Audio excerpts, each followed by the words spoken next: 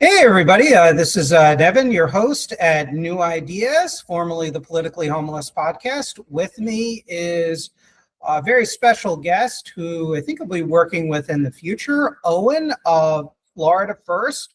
Owen is a student.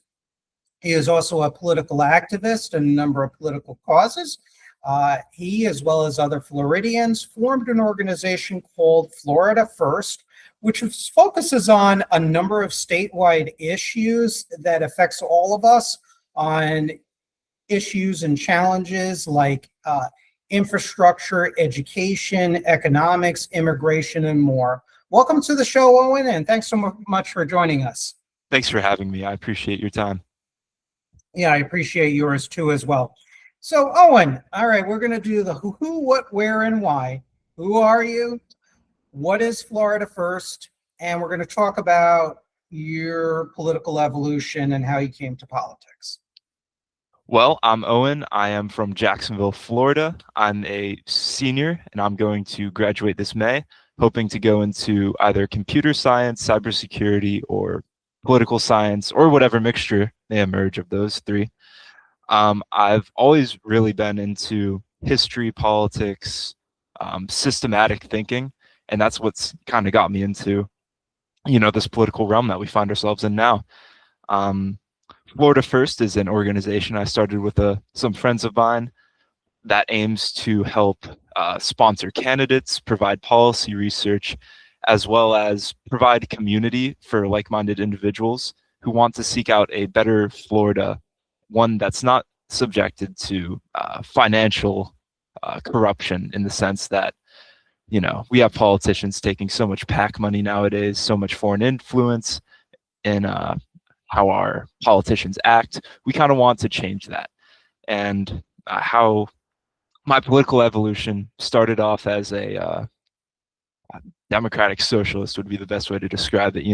I wanted to care for people. I thought, hey, this is a great way to do so. And then I took a reality check in the form of meeting one of my good friends, Jonas, and that's one of the fellows I started the organization with. And he was a libertarian, or kind of is. It's complicated, how it is. And yeah, big libertarian. He put me on to natural rights, Ayn Rand, the Against the State, that book, and really got me into this kind of anarcho-capitalist mindset where, everybody has individual rights and no state can really rule you and be ungovernable, like, the libertarian slogan. Then I started to re-examine, where I had come to politically and pragmatically, and what effects, my libertarianism would have if implemented in the real world. And I realized that isn't really a world I would like to live in. I like a world where I can have a country, where I can have a community of people who believe the same things I do in terms of civics and whatnot. Have a country where I can both participate economically, but also socially. And in a libertarian world, that would kind of be more difficult in terms of having to negotiate private contracts all the time when it comes to security companies, or at least in anarcho-capitalism. With all these big insurance companies that would take the place of the state, and just all the complexities that would arise from that in terms of social interactions alongside economic ones. And that really got me into thinking, America is something special, and the fact that, we're one of the most successful countries in the world. We have done things that no nation had did before. We created a representative democracy back when in the world of absolute monarchies, and we've been able to maintain it for over 250 years coming up. So that kind of got me into this thinking of nationalism, of why I'd want to preserve a country like America.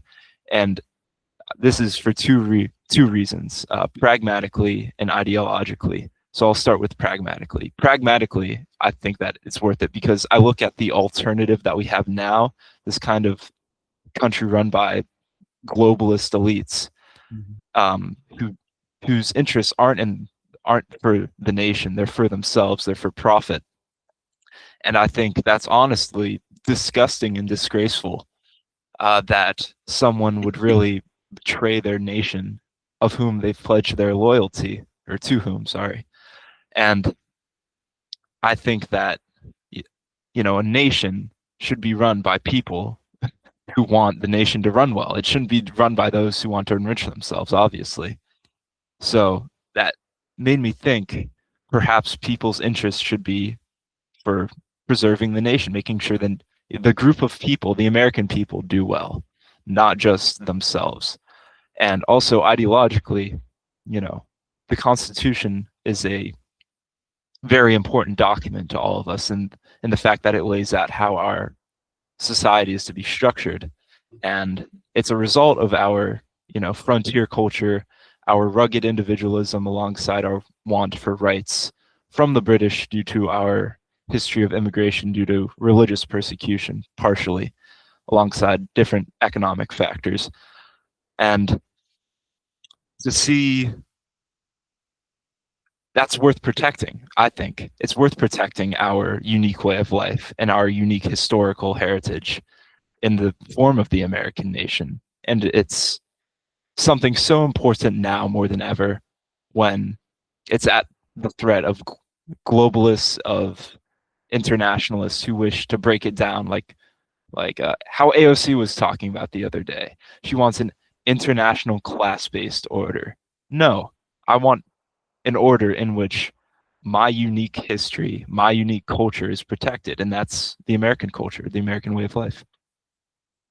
No, I think that's perfectly well said, and really everything that you have said resonates very much with me. I look at nationalism kind of like your house, as well as the mother and the father. The United States of America is our home. The home is a structure. You want to make sure your foundations are sound, your walls, your roof, the plumbing, everything. Once everything is sound, all parts of the entire structure, the entire edifice of the house is sound, is strong, is made with the best, the most highest quality materials, where everybody feels like they have a stake in the system. Then you have a country that will once again be the envy of the world. Now, leadership is very much, in my opinion, like a mother and a father. We provide space, hopefully, for our kids to develop, freedom for our kids to develop, but at the same time, we supervise and we guide, and sometimes we prevent and we nurture when needed to as well. And that's where my radical civic nationalism comes in. Those are the values that I believe that nationalism should be based on the health of the national community, or is where the late New Deal liberal Arthur Schlesinger Jr. put it. He said in his book on the radical center, I think it was called The Vital Center, if I remember. It was published in the late 1940s. He said the radical center as a political idea which required, quote, in his words, an individualism which does not wall man off from community. He then pointed out that, quote, we require community which sustains but not suffocate the individual. And that's where much of those guide points, if you will, that ideology, those ideas that he wrote about, which I just read to you in the audience, was very much alive in my parents' generation from the 1940s all the way until about the election of Ronald Reagan.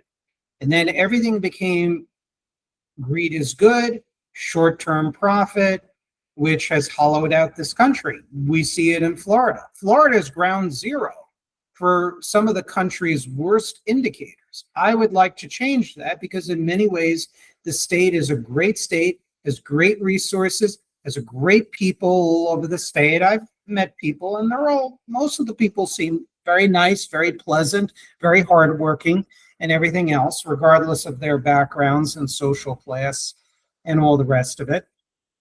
And it has great resources too as well, and it has great potential. And that's where basically this is where my radical civic nationalism comes from. If I had to summarize it with the core roots, how would it apply to the state of Florida?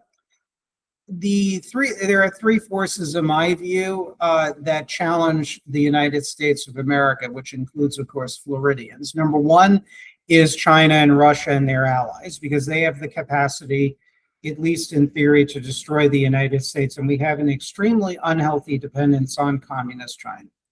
Two, you have the most financialized, anti-labor, and globalist sections of American capitalism that has been hollowing out the nation through leveraged buyouts or private equity, if you want to call it the more modernized version, outsourcing the abuse of immigrants through open borders for labor arbitrage, the whole idea of shareholder supremacy at all costs to the detriment of other stakeholders in American capitalism and the American economy.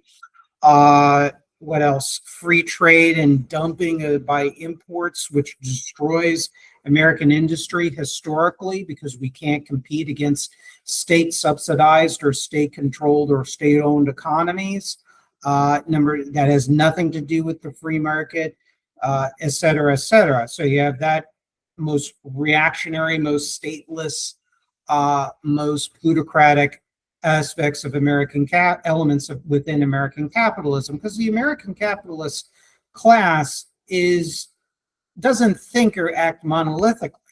You and I have seen all over the state, I've seen in my native state in New York, tons of business people of all types that are real stewards in the community. They are real community icons, and they've earned that.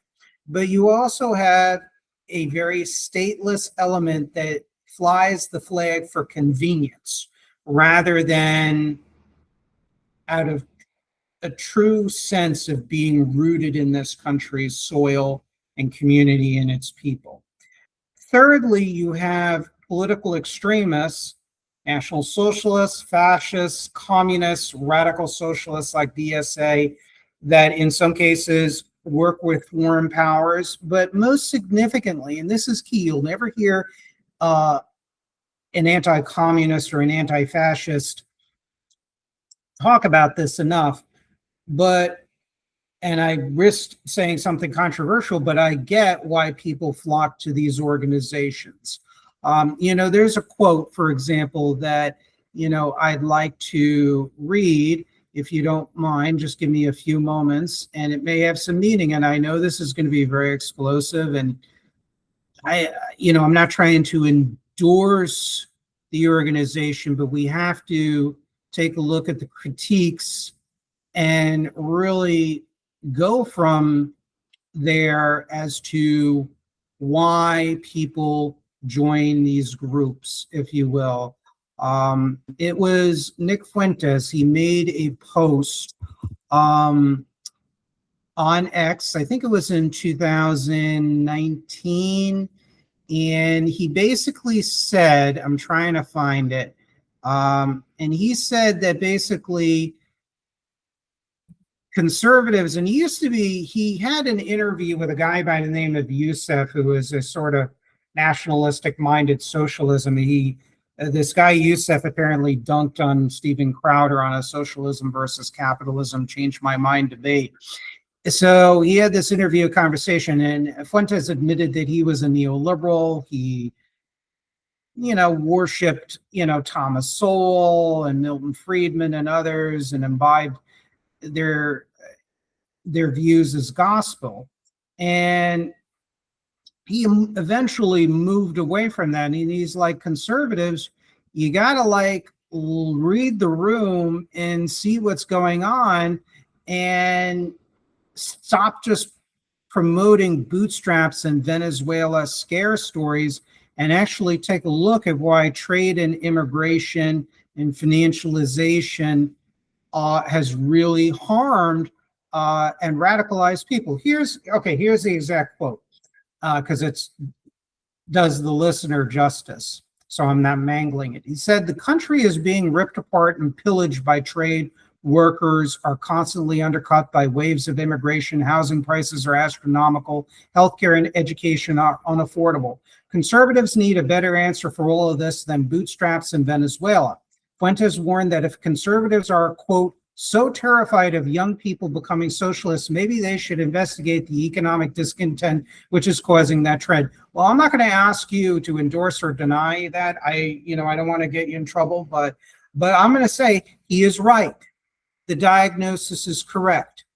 So one precept of radical civic nationalism, which should be applied in Florida, is in order to de-radicalize people, because radicalism is growing in Florida. Groups like National Socialist Movement, Party of Socialism of Liberation, and DSA, they are growing. They're involved in rent strikes. They're involved in organizing, the posting of propaganda and billboards, and things of that nature. Well, the way you steal their thunder, their rage and their diagnosis of the problem has at least some merit. It's how do we make the American dream real? So, of course, what we do is investigate these groups. Yes, we expose them. Yes, we educate, like Governor DeSantis is doing with his civics education, educating people on totalitarianism. But quite frankly, with all due respect, it's not enough. It's actually a small, tiny jelly bean in an entire jar. What you have to do is you have to give our young people and middle-aged people like myself a sense of being invested in the system, that our government, our economic elites has our backs, are delivering tangible benefits. What does that mean from a radical civic nationalist point of view? That means that if you work hard and you stay in a job, and as long as the company is profitable, you have increases of wages relative to the cost of living. And when there are abuses, you'll have the counterweights of non-communist, non-socialist unions, if need be, coming to the fore without bankrupting the business too as well, where there's mediation and cooperation on a plant level or a national level if need be. Number two, people can then own their own homes or apartments they can own, and then they can procreate, develop families, get married, and whatnot. That's very important for national continuity. And frankly, as humans, we are wired to do that.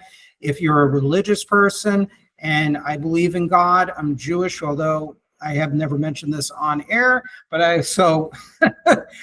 also go with my girlfriend to Miami Vineyard Church, and I absolutely love it. It's a Christian church, and I enjoy going there. So obviously I have some relationship with God, and God commands us to do that, starting in the book of Genesis too as well, for all of those Jewish and Christian listeners out there. Number three, another part is much of what I'm about to say basically is the preamble of the Constitution, the common defense, the general welfare, and also domestic tranquility. And much of radical civic nationalism is consonant with that, where you balance a sense of people bootstrapping themselves and moving up in the system through hard work and rewarding hard work, without the callous social Darwinist rhetoric where the goalposts are always constantly shifting.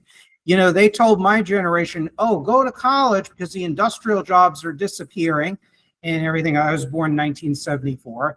And they're disappearing and everything. And if you go to college, you're going to get a great education. They even said college debt is actually a good investment. I actually remember that being bandied around. And now all of a sudden they're changing the goalposts and saying, oh, by the way, college is a waste of time and everything. And, it's all your fault for getting a college major, even if it's a really good major. In most cases they are. And then all of a sudden you can't find a job. Oh, it's your fault. Screw you and everything else. Radical civic nationalism pushes back hard against the right wing and some neoliberal Democrats like Mac Yglesias and Destiny, known as Stephen Bennell. We push hard against those people. By the way, I'm seriously considering, I'm prayed about it. I'll get into some conversations offline with people, but I am intrigued by the idea of running for office too as well. Somebody needs to say what I'm saying right now, and very few people are saying what I'm saying, and I think people are desperate with that. Sorry about my soap speech, but All good. Yeah.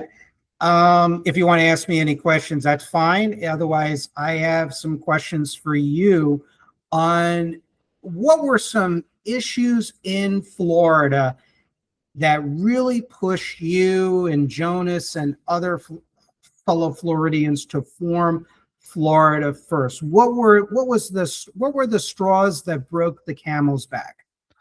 So, like you were mentioning, some of the straws that broke the camel's back were just seeing this kind of political apathy towards people whom, like you and I, by the elites, who are like, "Oh, just do it yourself. It's your fault." First off, you set up the system. You know, these elites, they set up the system. They profit from it. They profit off of our failure. And just seeing that kind of just made both my friends and I pretty mad. We realized that they're just screwing us over to benefit their own interests instead of the American people's interests. And of course, free markets are not an end in and of themselves. Markets are there to serve a purpose. And we believe that a market should serve a nation's purpose, which is to enrich their inhabitants, both socially and economically. And if these markets are failing to do so, then there is no point in keeping the current system. So we were just very dissatisfied with how, people are getting rich based off screwing over the little guy. The man is getting rich off of screwing over the worker. And we don't really like that. We want a system where a person can own a home, a person can get a good job after working hard in school or in trade school, and then just succeeding. And we saw failures by both the right and the left to diagnose this problem. We're a nonpartisan group, believe it or not. And we saw, the left saying, oh, you have to become a class-based society, an internationalist society. No, yeah, exactly. We don't like that. We want a society, a nation that values our beliefs, our history, our culture.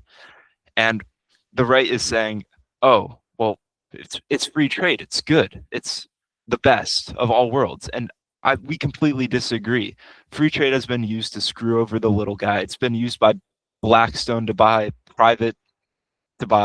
single family homes and just increase the price of those. It's been used, 2008 financial crisis. People speculated against loans, and that led to a complete crash of the entire system. It was comparable to, well, not completely comparable, but comparable to the 1931 crash.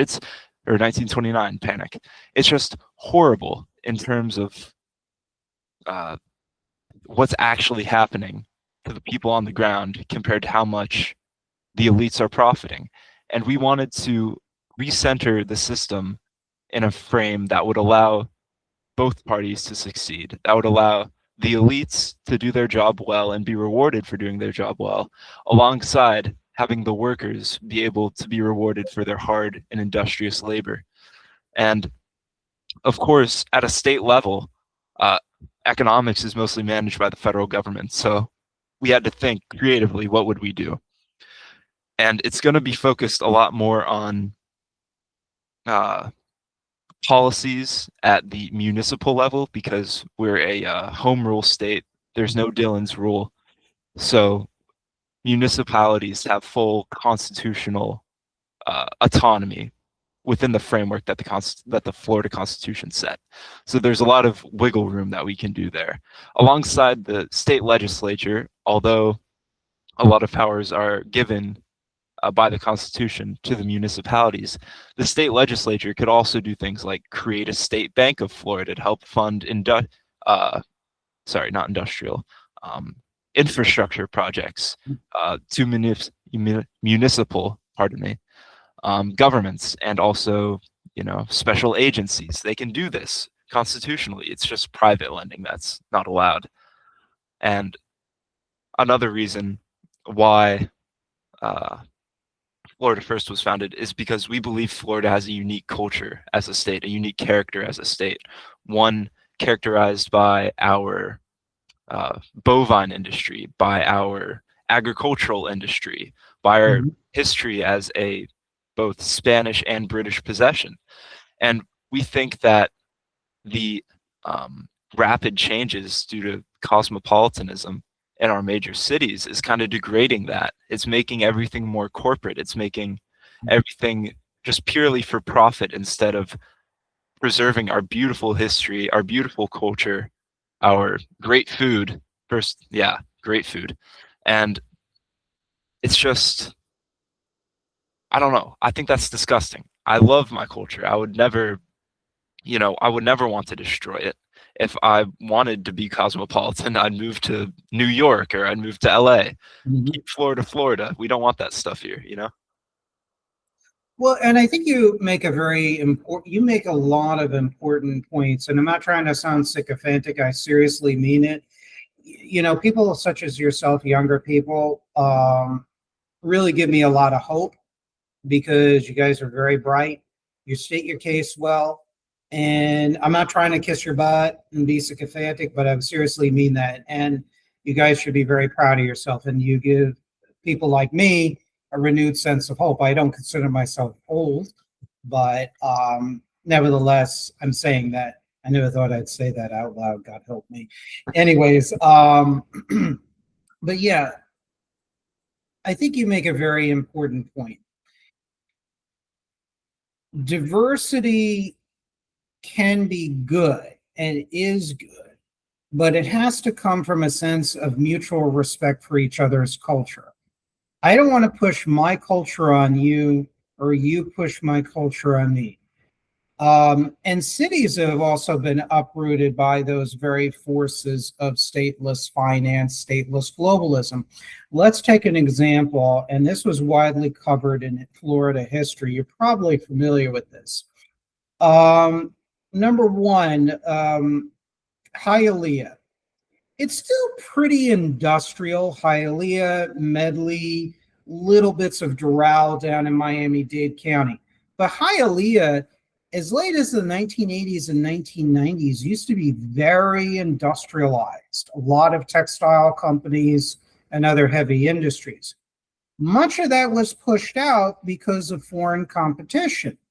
You also have the gentrification of part of the Miami River waterfront. Now, yes, do I enjoy that? Absolutely, enjoy the restaurants. But it also came with a cost where a lot of maritime industries were pushed northwest of Northwest 27th Avenue drawbridge and whatnot. To me, you have those same forces that you're talking about also negatively affect cities. It's affected my home of the greater New York City area and Long Island too as well, those same very forces.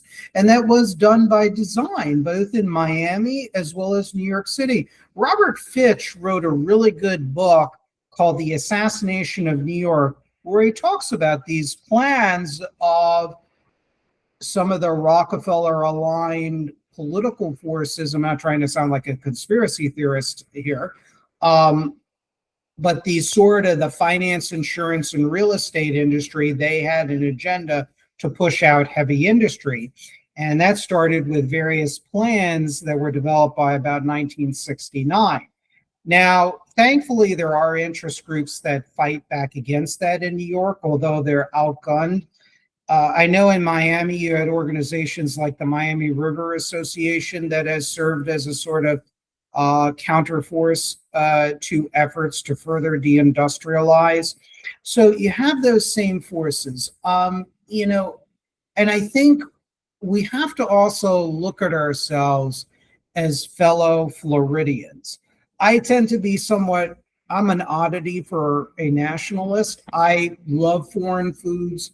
My girlfriend is originally from another country, but she flies the American flag outside her home every 4th of July, has me put it up outside her house and everything else. So she's very assimilated. And I support a combination of assimilation and melting pot as far as my immigration and naturalization policies go. But I think you're absolutely 100% right.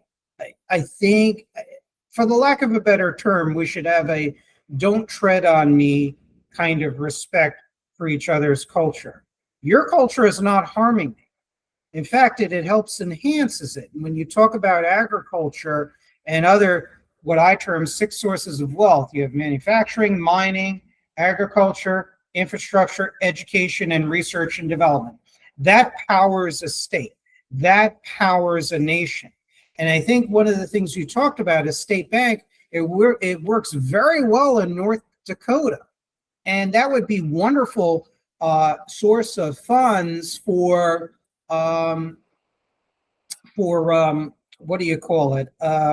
For infrastructure, as you just said, industrial development, redeveloping our agriculture. I mean, we talk about Florida. You get this gubernatorial candidate, James Fishback. I've been following him. I've met him actually in person. He actually said he wants to come on the podcast. I think his conversation between him and I will probably last for hours, just like that one with all those ladies and whatnot, probably last 2 a.m. But he's the only one talking about these issues that you and I are talking about. And what I would do, and what I would recommend him, if he wants to divest that $385 million from being invested in Israel into that, if he comes into office, actually achieves that, and I'm not going into Israel politics at this point, American-Israeli relations, but if he does that, I would love to see that not only in the hands of the people with certain services that people can use to develop families or put a $10,000 down payment on a house, or actually I would increase the down payment to at least 20% of a house. So this way the homeowners don't have to take mortgage insurance, and this way hopefully their payments, their monthly mortgage payments will be lower.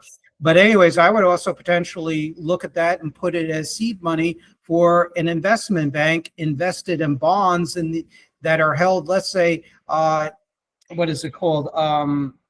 Money market funds in the federal government, which actually I have money in that, and it actually is getting a decent rate, or something where you get a good return, and invest it in a state bank or somewhere you can get a great return. So these are some ideas that I would have regarding that, but he's the only one that's even seriously entertaining this issue.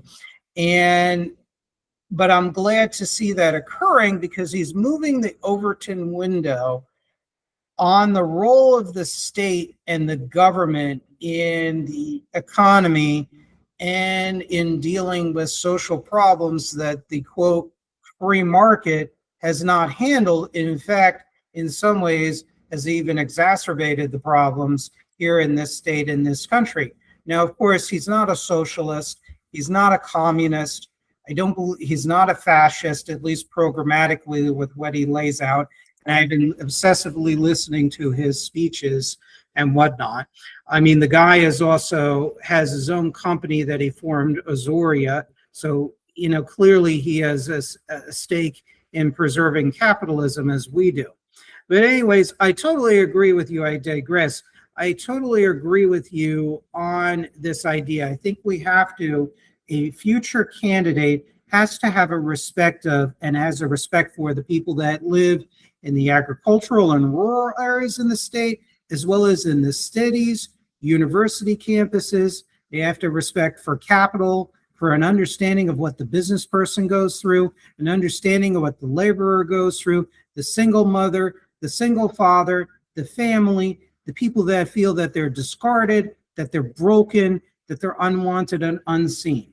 And that's what I would like to see, picking up where you left off. We have to start having common empathy for each other as Americans, not the toxic empathy. I know Elon Musk and others, they like to grouse about that. I'm not talking about that. I'm talking about an empathy based on you're our brothers and sisters. Yes, we're individuals. We pursue our own self-interests, but at the same time, we are part of a community.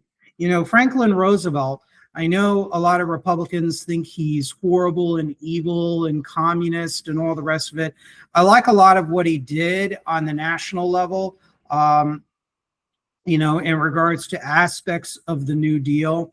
And he had a really good statement, and it really resonates with me very, very well. It's frankly more nationalist than even a lot of the fake, or the fake populists and the fake nationalists out there that like to cosplay as nationalists, but they govern as plutocratic, pro-oligarch people that have no problem doing deals with our enemies, as well as foreign powers that you and I might like or identify with, but are still not our countries and not our responsibility. And Franklin Roosevelt said in his speech, in our personal ambitions, we are individualists, but in our seeking for economic and political progress as a nation, we all go up or else all go down as one people. It's beautiful. Indeed, so beautiful.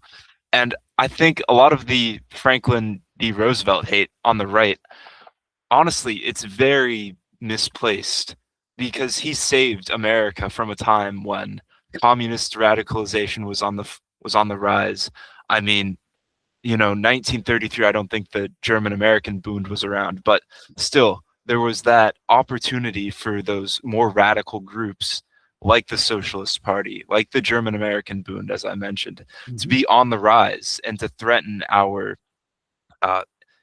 individualist way of life, for lack of a better word. But I would say a way of life that respects people's rights. I wouldn't say individualist because that has connotations of not caring for your neighbor. But in America, of course, we want a system where our neighbors' lives we consider them, we don't just cast it aside like, oh, they're our competition. No, they're your neighbors. And I just think that a lot of this hyper individualist politics on the right, it's quite faulty in that it doesn't recognize your neighbor. And for the Republican Party claiming to be so Christian, love thy neighbor, one of the core tenets of Christianity, I think telling them to pick themselves up by their bootstraps, that's not love. It would be systemic changes that would be love. It would be giving people an opportunity to actually learn valuable skills. It would be to get a good paying job. And indeed, like as you were saying, Florida was deindustrialized like in the Hialeah, sorry, how is it pronounced? Yeah, Hialeah area. The Hialeah area. Yeah, go ahead. And a lot of those jobs, of course, went to uneducated people, which of course now they have no place to go. The folks who aren't really interested in pursuing an academic field don't really have a place to go besides trade school. And I think if we can reindustrialize Florida, not to a capacity that would be damaging for the environment, but to a capacity that would provide for our people while also keeping track of, or keeping in good mind, the health of our environment alongside pushing kids into trade schools. People view trade schools as evil, and they're not. They're a completely valid option. I have a good friend at Tulsa Welding School right now, going into welding, and it pays hundreds of thousands of dollars. It's a completely untapped field just because of the culture of you have to go to college, and I don't think that you really have to. It's economically beneficial to have people who are good at trades in your community. It makes a community whole by having people who work in every single sector. So you don't have to go outside. You don't have to send your capital, your money, away from your city or your county to another person to come in, fix something that someone else could easily do if they had just specialized in that field. And at Florida First, we advocate for a policy of, are you aware of the career technical academies within schools? Yes, of course. Yeah. One of my ex-girlfriends, before my current girlfriend, she attended one such things. And let me tell you, before you go on, she went to dental assisting school. If we're talking about the same thing, she went to Atlantic Technical College, and she got a dental assisting degree, but eventually she branched out and she now owns what appears to be a thriving dog grooming business. So people in these programs, whether they stay in their major or not, they often will branch out into entrepreneurs. But go ahead. Yeah, they're wonderful. And in high schools, at least in Duval County, we have career technical education. in which you could specialize in, say, computer science. I have some certificates from that program. You also have, alongside aviation, you have hairdressing. There's just so many. And I think it would be wonderful if we could actually fund these programs more, get more kids into these programs, to a point where I think it would be wonderful if we could get local businesses to partner as apprenticeship opportunities to onboard these kids once they graduate, to give them a guaranteed job, and also give the business a guaranteed flow of workers for their industry. And I think that would help create this large workforce of laborers who would make a difference in their community, who would be paid relatively well, and who would take away center of capital away from international organizations or corporations, and also different states, because Florida First means Florida first. I'm not saying that, of course, we're not a separatist group or anything, but we need to bring back a lot of our capital into our state so we can use that money to fund other people in our state, other companies in our state. And one of the, of course, key beliefs is that we need more businesses. We need more local businesses in our state. And one of the proposed municipal policies that we have is policy that favors, in terms of contract negotiation, when a city government acquires or wants to acquire, say, some bricks from someone, it would prefer local brick makers by 8% over national or international businesses, and it would favor state bricklayers at 5% over national or international bricklayers. And this is implementable. I mean, it's not extra constitutional, it's within the bounds of the state. And I think it would just be great in terms of kickstarting the economy. It would, although it would increase costs temporarily, it would lead to a local internal market of competition between, say, A bricklayer and B bricklayer within the same city, competing for the contracts, and also allowing them to export their products to states outside of Florida.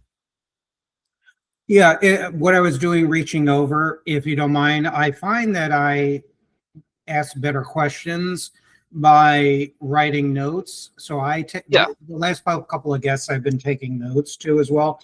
I mean, I really like your organization, and as we talked about, I really would like to be a part of your organization in some capacity as you continue to develop, because much of this I agree with. In my books, in my podcasts, in my Substack essays, I have called for much of what you are advocating on a national level. For example, the trade schools. Look, I'm kind of an intellectual kind of guy.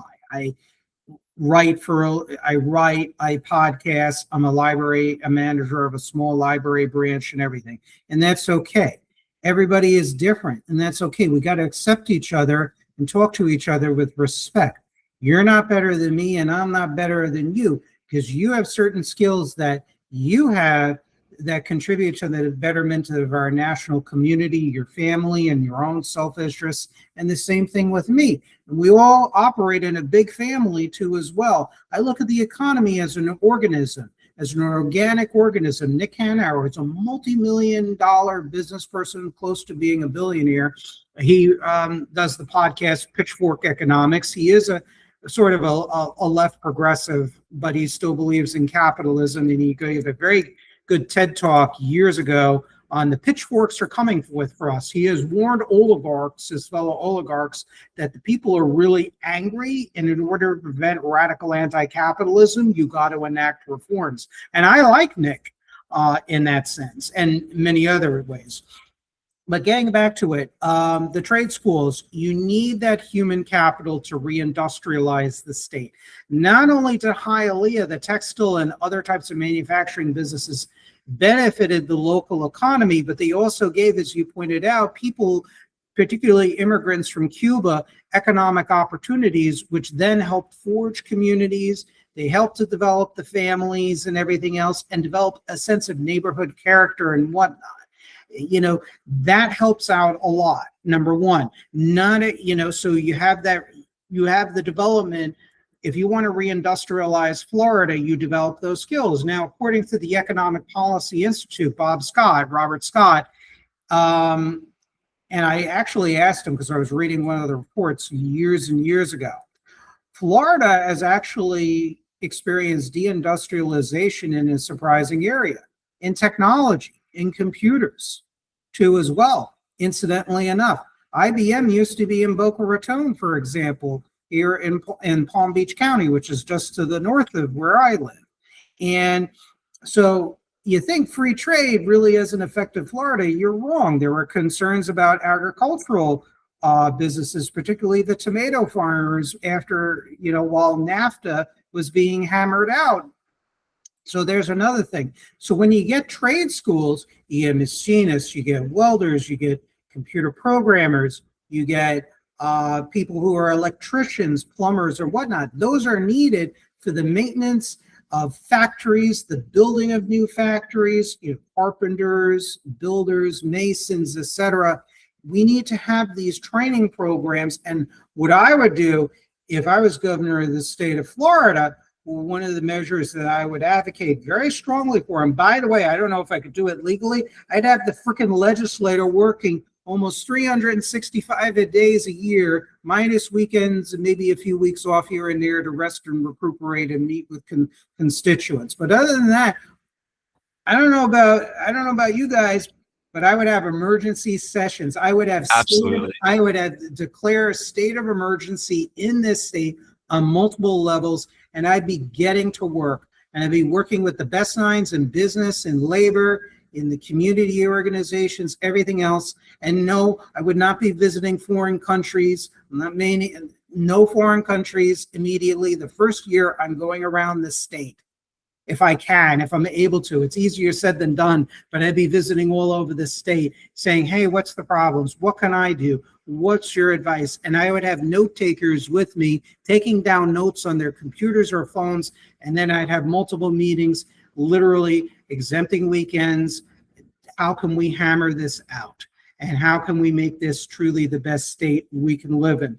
So trade schools, I would do a free trade schools in order, tuition paid at the point of service by the taxpayer, by the citizens, by the community. So long-term investment and whatnot, where people can get their professions, build factories, build businesses, redevelop and revitalize our human capital, our knowledge base to reindustrialize Florida. That's number one. Number two, it creates entrepreneurs. You and me are conservatives in some form or another, or come from the political, or Florida First is right-leaning from what I've read, given the involvements in certain campaigns. You guys lean on the right, and that's cool. I come from a right-wing background too, and a lot of what I say is kind of right-wingy anyways. I want more entrepreneurs. I also want more well-paid workers too as well. Trade school develops that, because as you pointed out, people going into these majors in trade schools, in the trades, they often will make a lot of money. Plumbers, electricians, HVAC, which is air conditioning and whatnot, need I say more? Not everyone is equal. Some people's minds are wired to be in the trade schools. Yeah, and that requires a special level of intelligence. Some people are more wired to be teachers and librarians and police officers and writers or podcasters, whatever. And that's cool by me. I don't care. As long as you're not harming anybody, it's cool. And some people are wired to become entrepreneurs. I really don't like when I see it all the time on X with libertarians and so-called conservatives and free market people and the social Darwinist bootstrappers. They're like, oh, if you don't like a job and you want to get money, just be a business person. Well, I'm sorry. I got business people in my family galore, all sides of my family, including my girlfriend.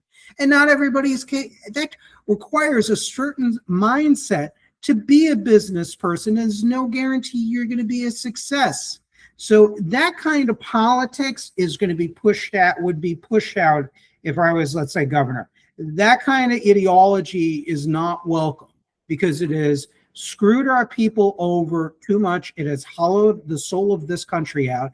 And I have very little tolerance for that social Darwinist bootstrapperism. I don't like it. It's toxic. A lot of times these people have no problem with the outsourcing of our jobs, the destruction of our industry, and the sellout to our geopolitical adversaries. So I'm going to make that very clear. And so not everyone is equal.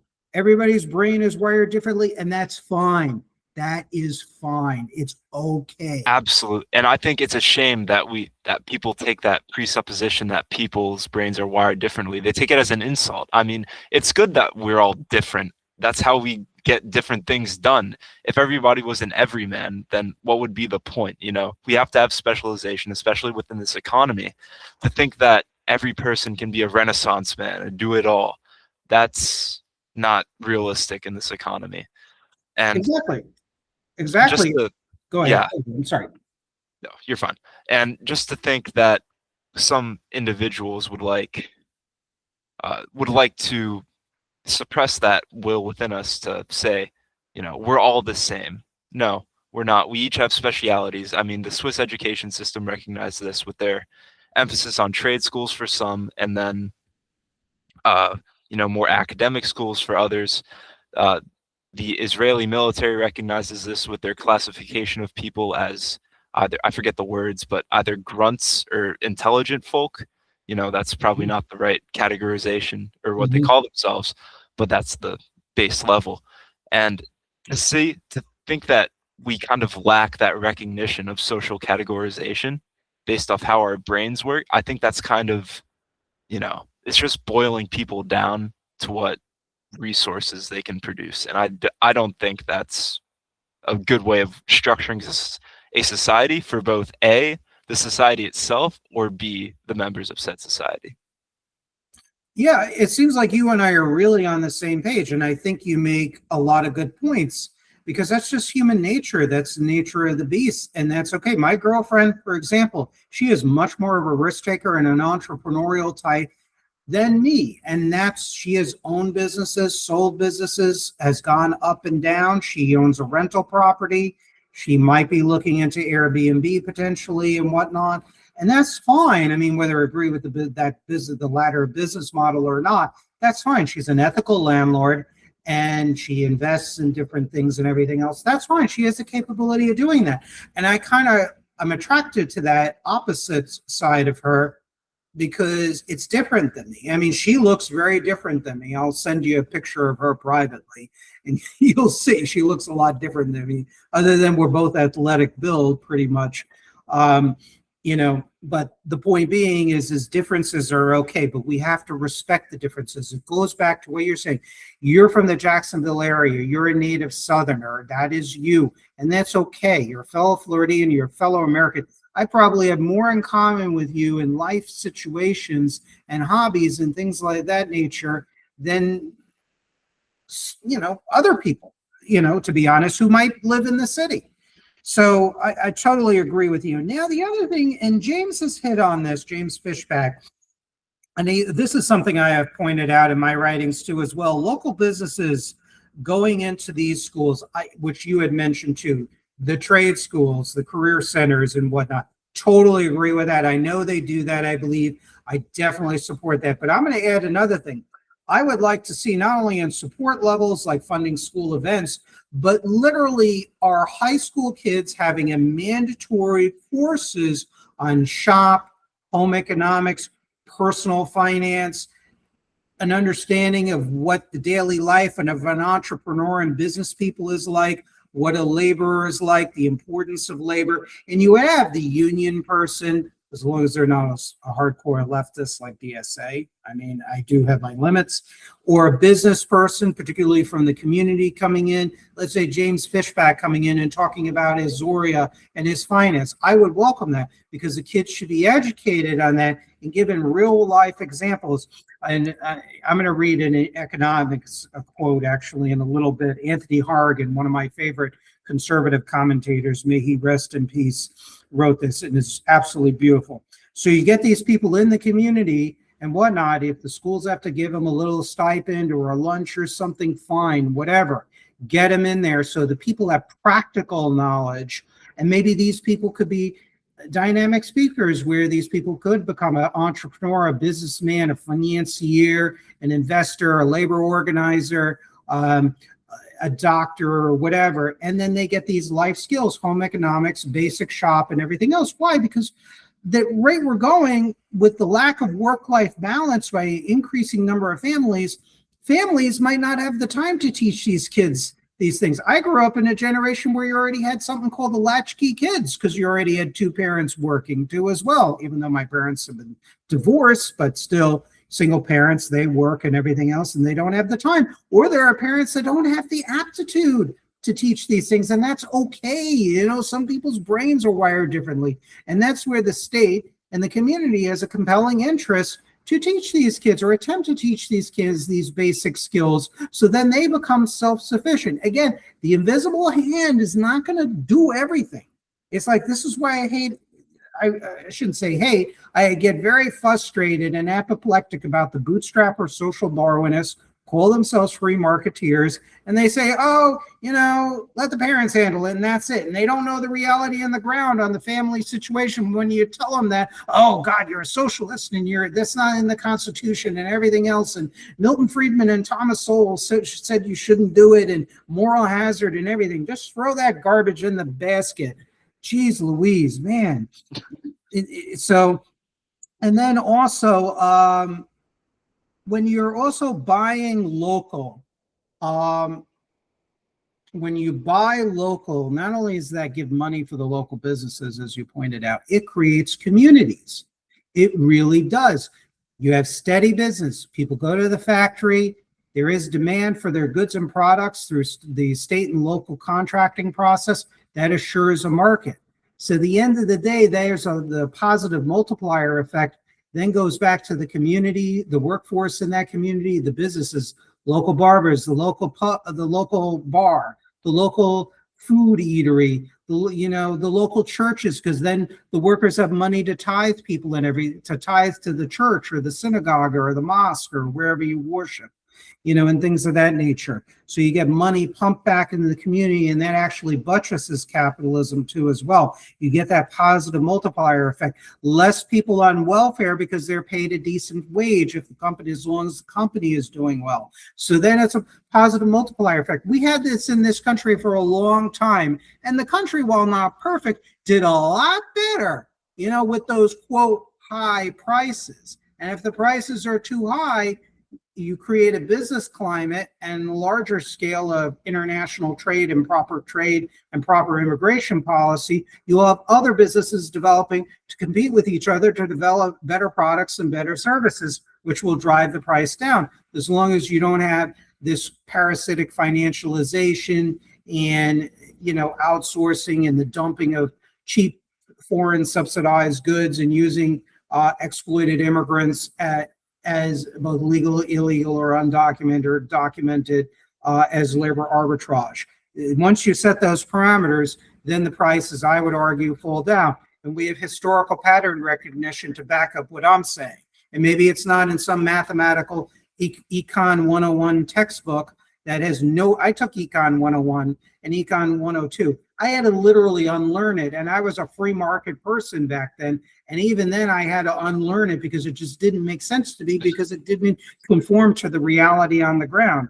I took Professor Register, who's a good professor at Florida Atlantic University. I'm like, what the hell is this? I'm like, no, it just, half of it didn't make sense to me. And then we need more local businesses would develop too as well, as a result of the policies that you're advocating as well. And that's very important. And I'll close out with a really good, I'll close out this point at least with a really good quote. It's by Anthony Horrigan. He was the former head of the U.S. Business and Industry Council. He was very conservative. He was kind of very hardcore free market, very anti-union, but he started to have a change in the 1980s. He pushed back against leverage buyouts in his column in the Spartanburg Herald Journal in South Carolina. He was really a champion of the factory owners that were pillars of the community bankers, and the workers and rural people. He represented really, with all due respect, your people. And Yeah.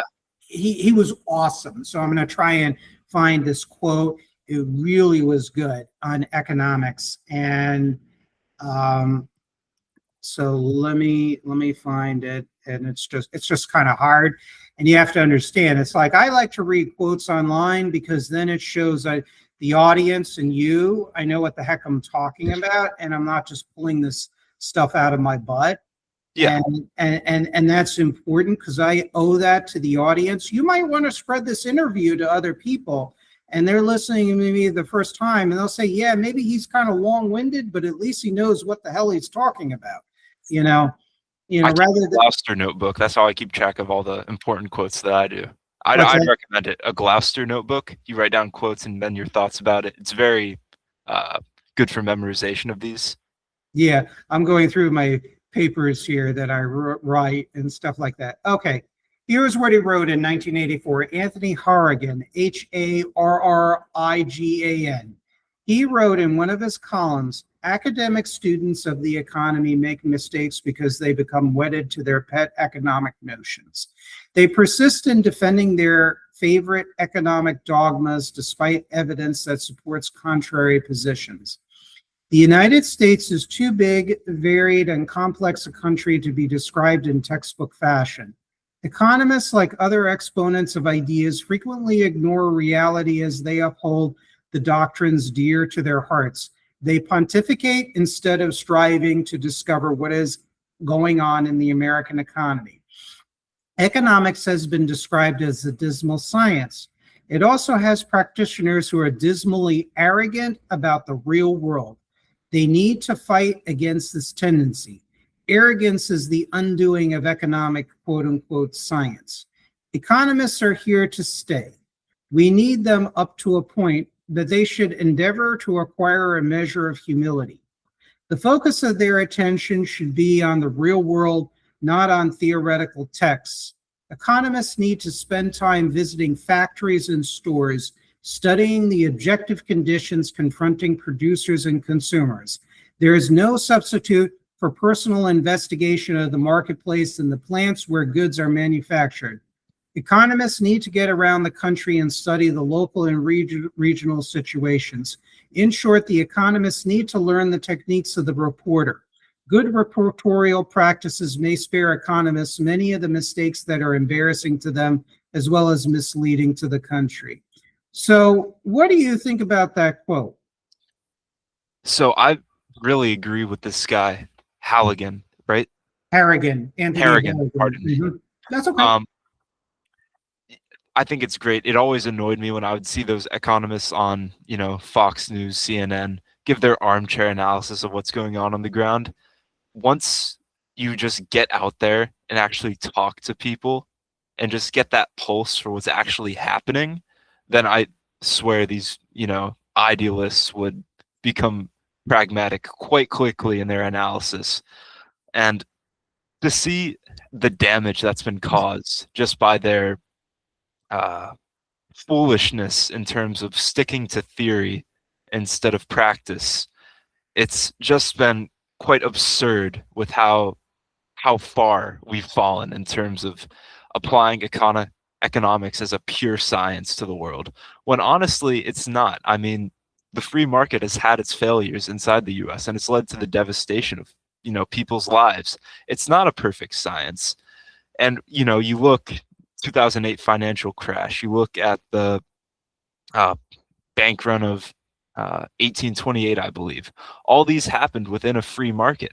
Mm-hmm. And to say that it's perfectible, I think that's the thing that really gets people. It's not perfectible. The human condition is not perfectible. We are inherently, to throw in some biblical terms, we're fallen creatures, We got kicked out of the garden.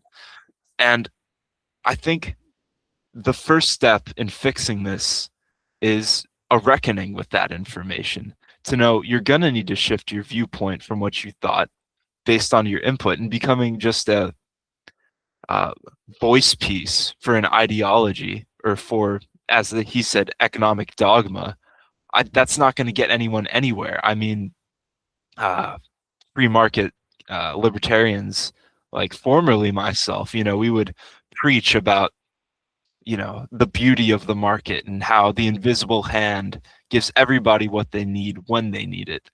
And, you get out into the real world, that's not true. You see homeless people, oftentimes homeless because of their own choice, but a lot of times it's because, they got screwed over. They lost their house because of failures of the economy, because of sorry, frog in my throat there. That's okay. They lost their job because of the failures of the free market, because their elites sold them out. They sold out their jobs. They traded, healthy American living for cheap labor overseas, and they're just screwing over the American worker based on this flawed understanding of that free markets are moral. They're not moral. That's the whole point. It's to deliver a profit with no morality attached. And to really build a system that creates moral markets would fix a lot of these problems. I mean, we had, Franklin Delano Roosevelt, his New Deal program, the Public Work Administration.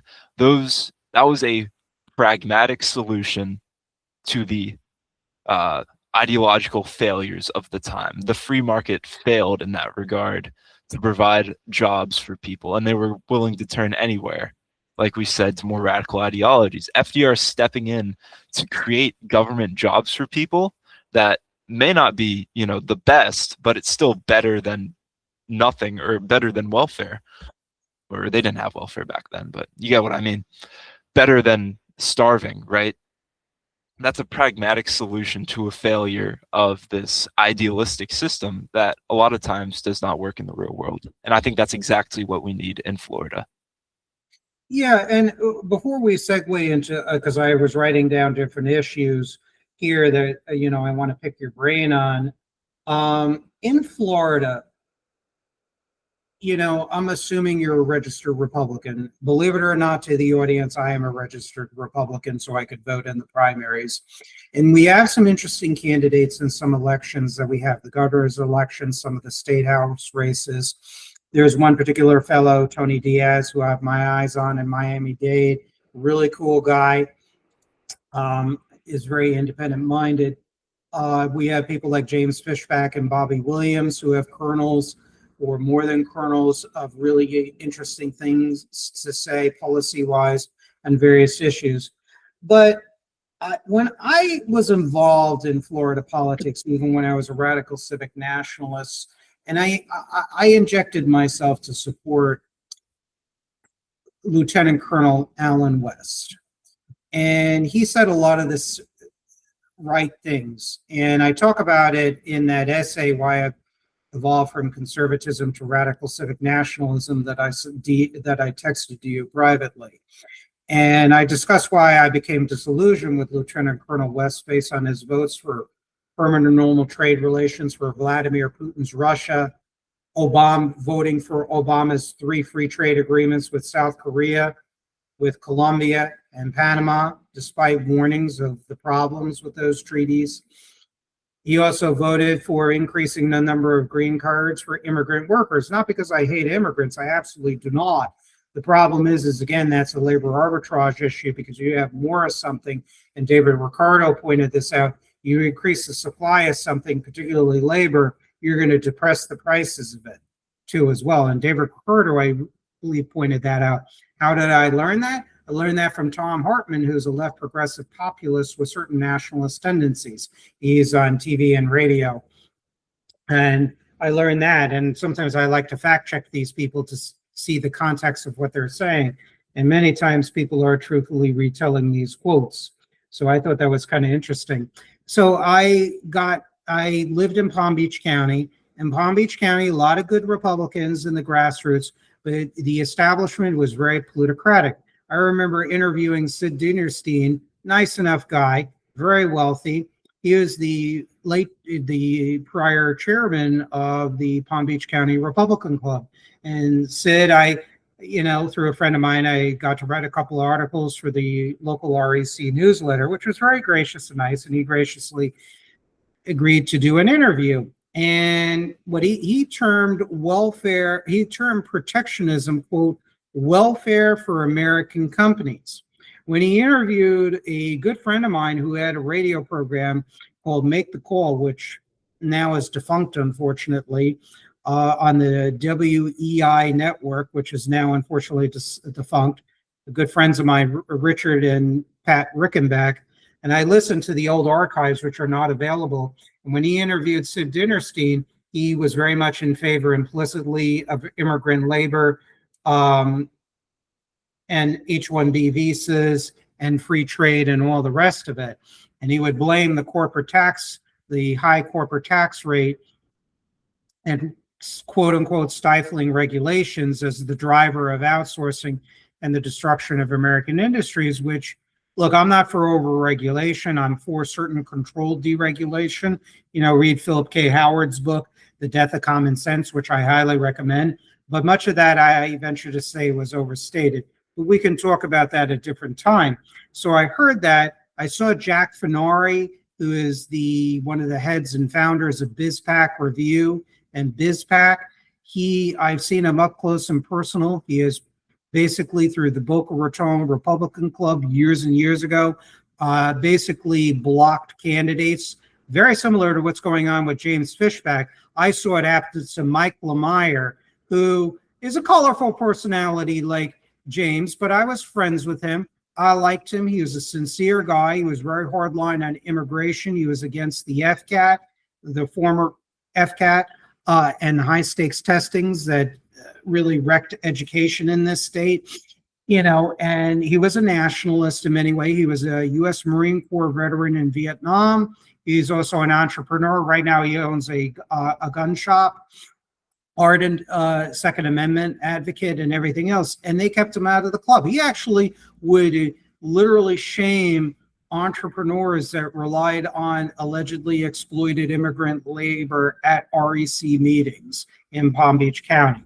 So, but people like him were blocked, and I saw that, and it was unfair because my view is the free market should apply in the marketplace of ideas. If Mike Lemire screws up in the debate or comes off cross badly, that's on him, okay? Just like his opponent, Ellen Bogdanoff at that time, who was allowed to speak at the Boca Raton Republican Club, who was very much a antithesis of legitimate structural populism and nationalism. She basically was the Byron Daniels, but a lot prettier and more attractive. She's female, and she is kind of attractive. I mean no disrespect when I say that. She's Byron Donalds with a skirt, basically, to a T, if you've ever heard of her. And he was kept out of it. I saw this in real time. I saw how people like Mary Elena Stewart were really not respected entirely. She was respected by the Florida grassroots when she was running in the Senate primary in 2012 for the Republican side, but she wasn't given, let's say, the same coverage and everything else. And I saw when I was screening Death by China, when I was doing work with the anti-free trade group called the Coalition for Prosperous America, we did outreach to Tea Party people, and they all came in, and people like Tom Paterno and Alan Ward and Frederick Kwan. Yes, I'm mentioning names because how they acted was shameful. Alan Ward was basically saying my kind of economics even then, and he wasn't disrespectful to me personally, but he was like, oh, that's just communitarian economics and that's socialism. I mean, nothing about the threat of China and how it's destroying American businesses and labor and working with our other enemies in Russia. You have Tom Paterno, very wealthy guy. I think he retired young and everything. He was a commissioner and vice mayor and mayor in Tequesta in Palm Beach County, very wealthy community.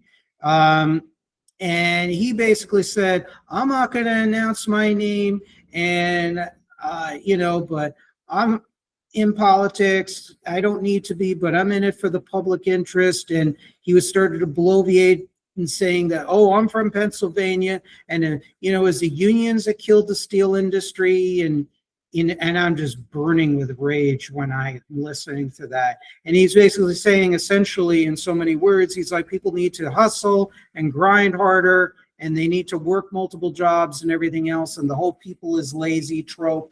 And I'm listening to this, and Frederick Kwan, who was a retired executive in Corning Industries, well, he was saying, well, the wages of the US, they got to reach the levels of communist China.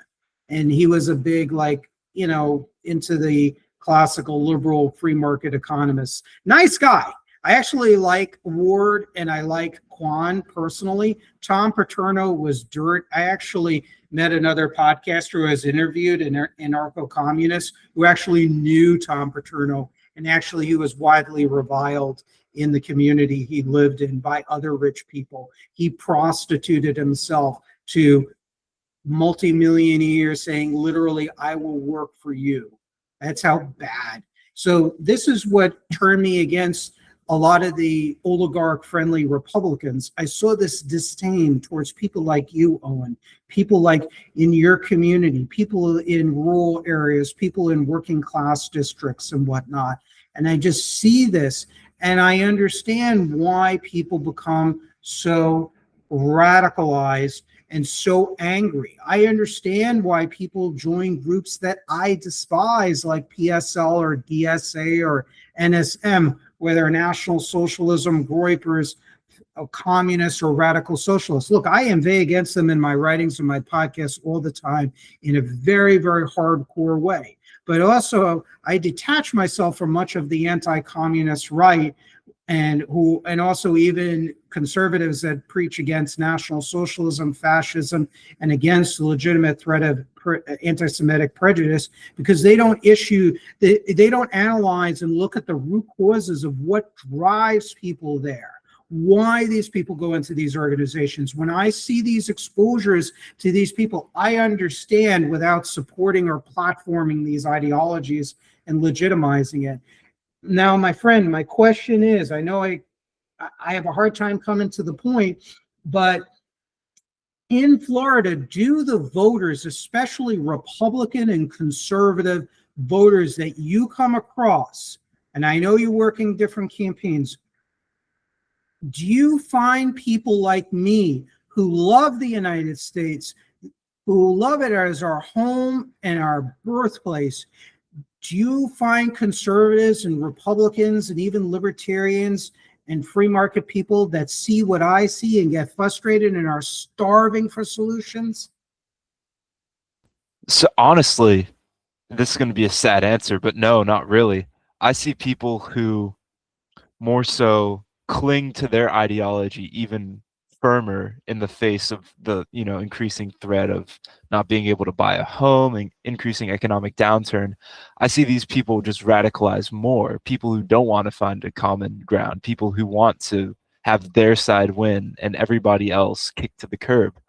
And this is getting to be a big issue because things ain't going to get better anytime soon with the current path that we're on.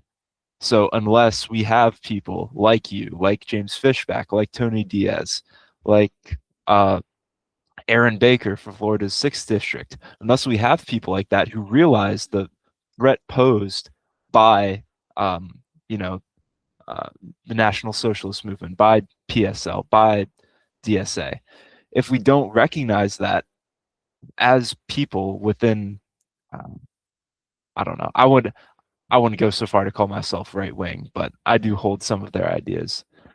But if we don't recognize that within the political atmosphere, it's going to create a large, impact that we may not be able to recover from as a state or as a country, honestly. And, another thing, just if people were to, I feel like they would be willing to listen to you if they heard you.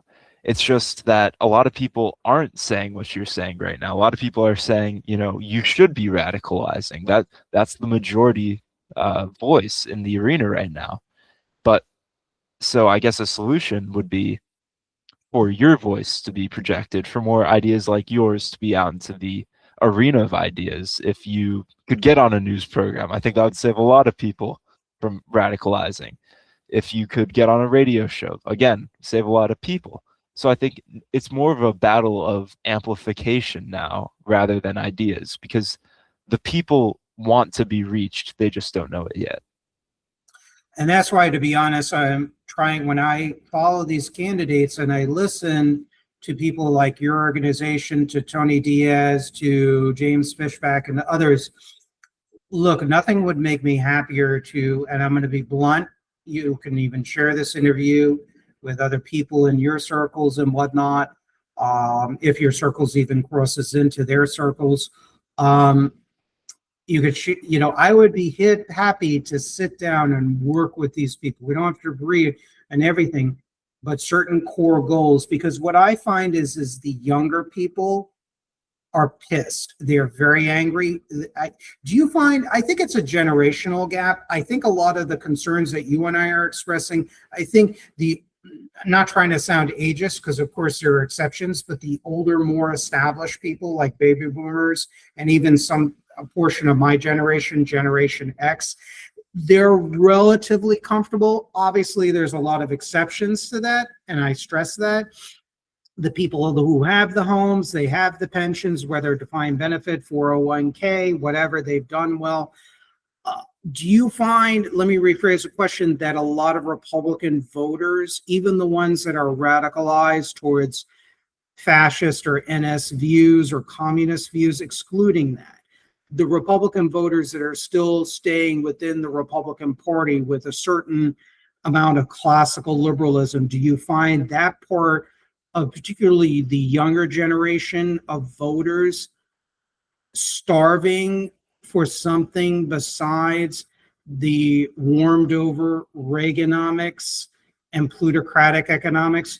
I mean, I'm not talking about groypers, I'm not talking about people in the anti-capitalist camp, but I'm talking about people.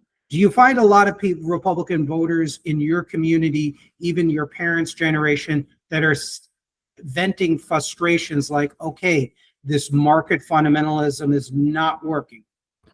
So I'd have to say it varies. Like you said, there's a lot of people within Generation X or the baby boomers in my community who are well established, and therefore they think, oh, the system's working well.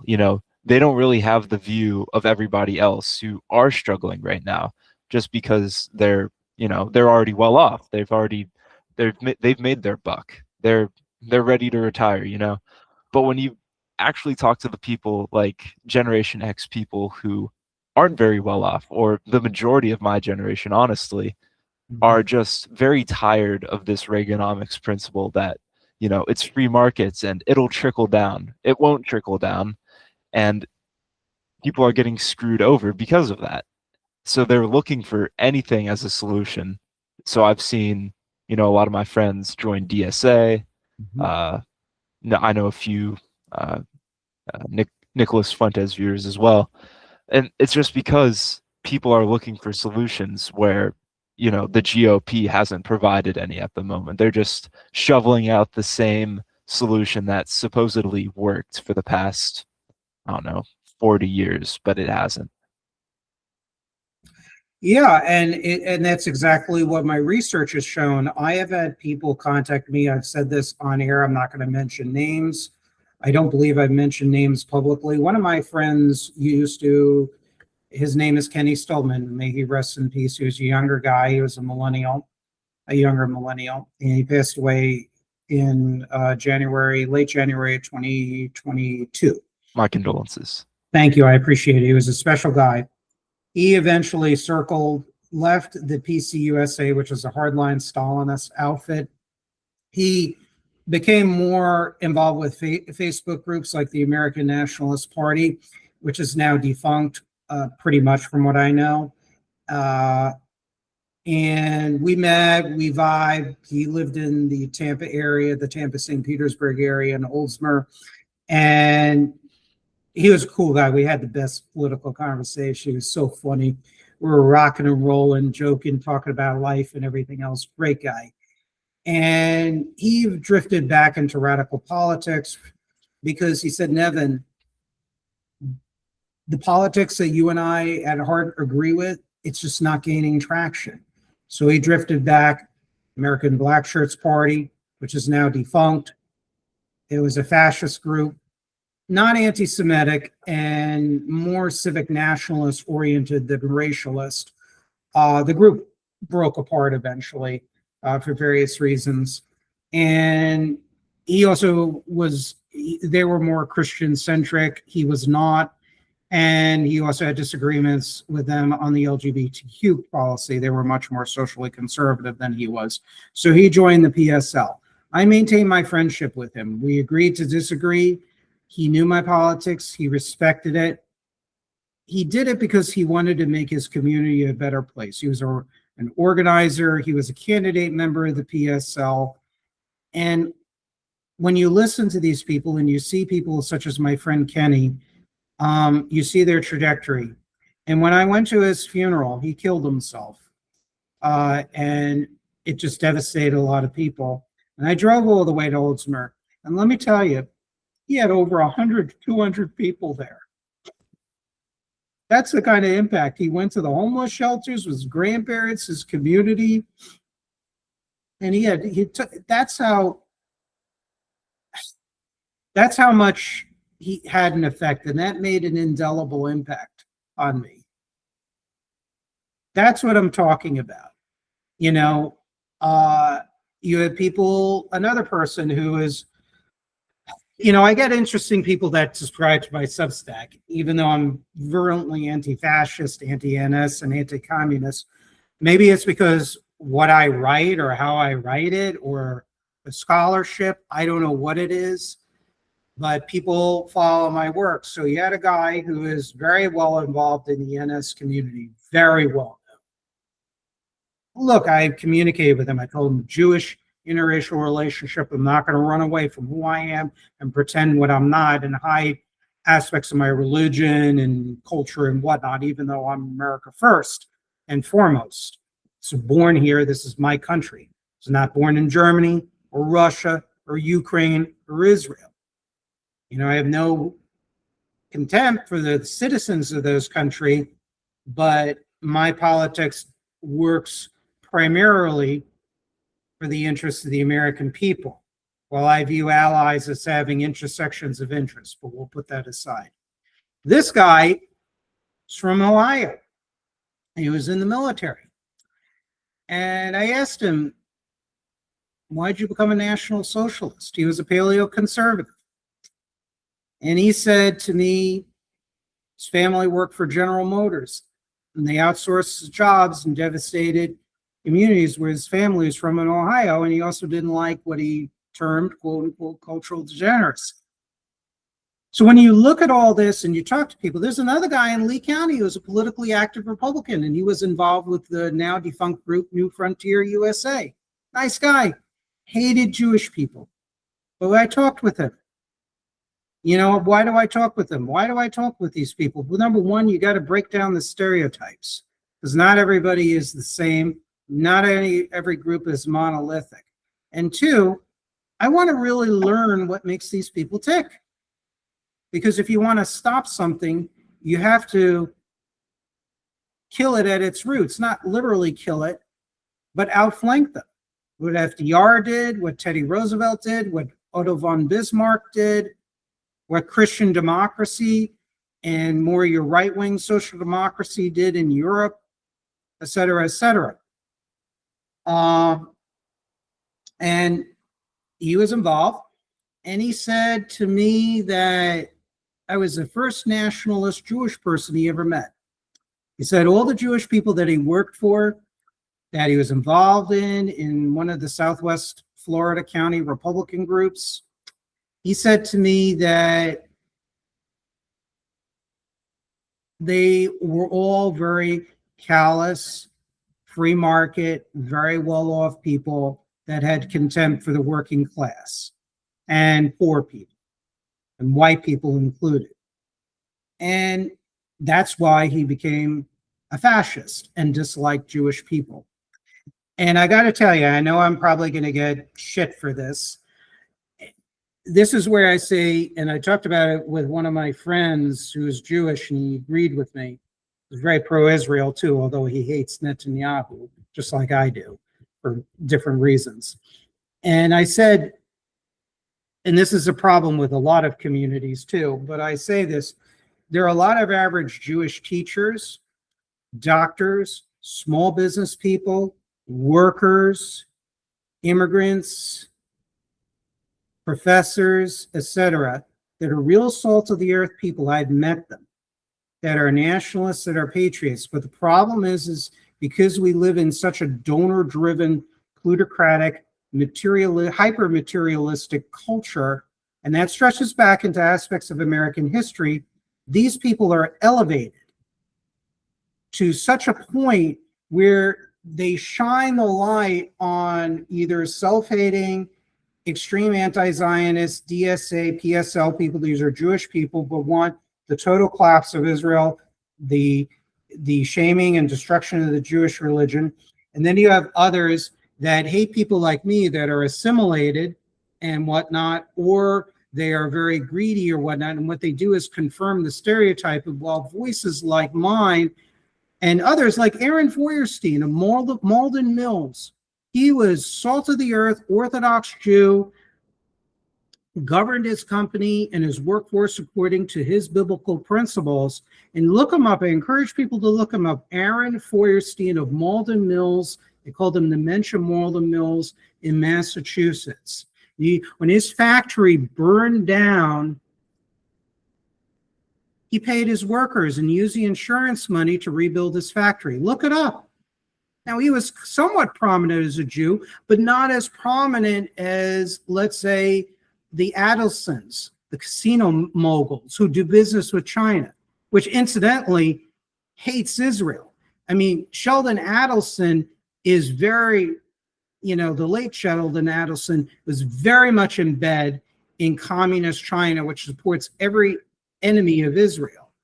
You have other people who are private equity raiders, Larry Ellison and others, Paul Singer and others in high finance that have closed down offices. And Tucker Carlson covered this with Paul Singer, what he did closing down Kavala's office in Nebraska. So people associate that because these people are so well publicized, that element of the Jewish community, the spotlight is on them because of our culture and especially our media. And instead, people like me, people like my friend Ira and others, we're not highlighted. We just sit quietly, but yet we serve more for the community. We don't exploit the community of the American people. We serve that. So I think this is where I think we have to have these conversations and whatnot and talk about these things human to human level. That's how you de-radicalize these people. What I'm saying is politically dynamite. But I don't want to sound arrogant, and forgive me, but what we're talking about and what I'm recommending could save this country from a possible collapse and a bloodbath, of people that really are understandably resentful. So you have talked with these people. I have talked with these people. I've done tons of research on this. I have written this. I have documented this. Yeah. And I really feel very strongly about this. I don't know how the voters would view me on this. I think maybe some people would view it as finally somebody who gets it. But I know the establishment will get pissed off. But the ironic thing is, what I am saying and recommending, both as a civilizational analysis as well as policy analysis, what you and I are talking about could actually save the necks of these super wealthy private sector oligarchs. I don't want to kill them. Any government that preaches killing the rich people off usually comes out badly for the rest of us. So that's what I'm trying to prevent. So I'm glad there are younger people that are sick of the Reaganomics. Do you find that younger people also mean Republican young people, young Republicans, young conservatives are questioning this Reaganomics? I'd say to a lesser extent than the Democratic youth that I've spoken to. Mm-hmm. But there's definitely a subsection of the Republican Party who are. And I mean, of course, a lot of them are captured by the likes of Nick Fuentes or other aligned creators. But I think that their success demonstrates that there is a political base for what we're talking about, and that probably a lot more people soon will be flocking in as the failures of Reaganomics become even more apparent to everybody. I feel like the GOP will start breaking with that economic principle, and we could see that somewhat in terms of Donald Trump. His protectionist policies, however poorly thought out they are, they're still not Reaganomics. They're still not free trade. And although he may encourage tax cuts for the rich, which is a Reaganomic principle, it still shows that there is wiggle room when it comes to this firmly Reaganomic party that's existed for the past 40 years, that there is room to change. There is room to adapt to this new world, this new economy that we find ourselves in.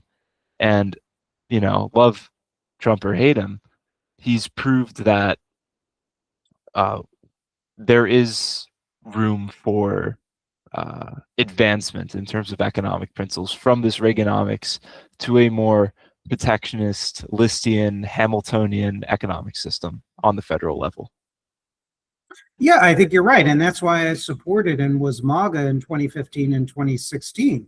And I was vocally MAGA too as well. There used to be videos on the America Survival Roku TV where I was backing Trump, albeit critically, in the 2015-2016 Republican primary and the general election. But Trump, in many ways, in his first term and especially in his second term, disappointed me on a profound level.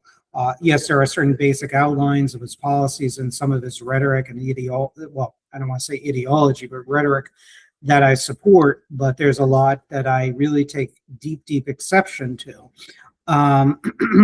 Now, the last questions will deal with the election and everything else, but I wanted to run down a couple of issue bases. Where does Florida First stand on immigration? So as a statewide movement, we really leave that more up to the federal government. But where we do comment is that, of course, Floridian workers are our top priority. And as you've mentioned, immigration can suppress the wages of native Floridian workers. And of course, as they're our top priority, we wish to protect that. So we do want to sort of limit this amount of immigration coming into this country alongside the usage of H-1Bs, O-1s, other forms of visas for foreign workers, just because we have such an untapped talent base within our state. And I mean, you have graduates from UCF, graduate FSU, UF, FIU, all these great schools who can't find jobs in Florida just because of the amount of outsourcing that we've done with just our companies taking in thousands of H-1Bs. Not to say that they don't have their place in some fields. One, it is truly exceptional, like nuclear research, other forms of highly specialized research. I'm not saying that we get rid of that. I'm saying that when it comes to these jobs where we have people and that where companies are usually just using these visas to exploit the immigrant workers, then no, I'm not in support of that type of immigration. Yeah, no, and I totally agree. There are videos of where H-1B visa immigration attorneys actually basically saying employers basically don't want to hire American talent. And what they do is often they'll fire people and severance pay is contingent upon them retraining their foreign replacements. Of course, the way I would solve it as a radical civic nationalist, I don't crap all over the immigrants per se, unless, of course, they're breaking laws or stealing secrets. And there have been cases where H-1B visa holders have, from China, from communist China, have been caught engaged in espionage against American companies and businesses. Now, what I would do is, of course, I would address the root causes of the issues, which is, again, the type of capitalism that the United States has devolved into starting at the end of the late 1970s, moving forward, and even existing and accelerating today. And what I would do is I would slowly get rid of the H-1B visa program within a 5-year period or less, and concurrently you mentioned nuclear physics. There's no reason, with all due respect, that we can't have special training programs, tuition-free college majors where people majoring in things like nuclear physics, they get that tuition-free education, and then they can work in our nuclear power plants, our nuclear weapons laboratories, et cetera, and thereby invalidating the need for H-1B visa programs. A lot of the reasons why this comes down to is cheap and especially controlled, vulnerable, exploited labor too as well. The employer holds these visas as well as over undocumented illegal immigrants, and which is not visa, no paperwork involved with that really.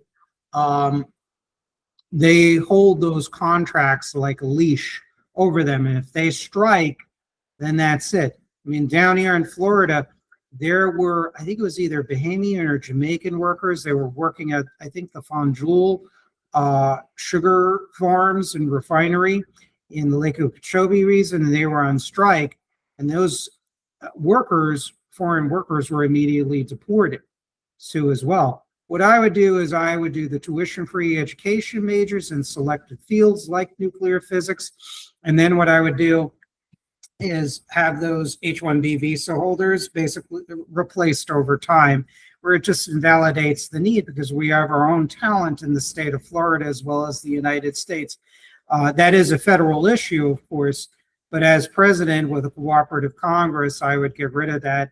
And I agree with James Fishback, where he would basically use some of his state powers, for example, in basically replacing H-1B visa workers with qualified Floridians who are able and competent to hold positions in public universities and state governments, and also holding, basically using the state contracting process to encourage private companies that do business with the state to not hire H-1B visa holders within the territory of the state of Florida. And I think those are good steps on a state level. So yeah, I would also implement mandatory verify that's actually enforceable. The key is enforceable.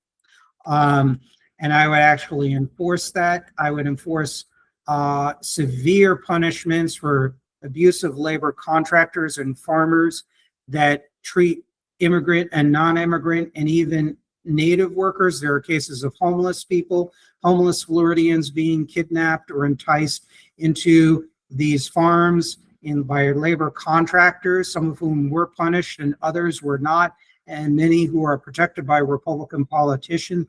I encourage people to look up the cases of how workers in Immokalee are treated. Books like Tomatoland or the 1960s documentary, I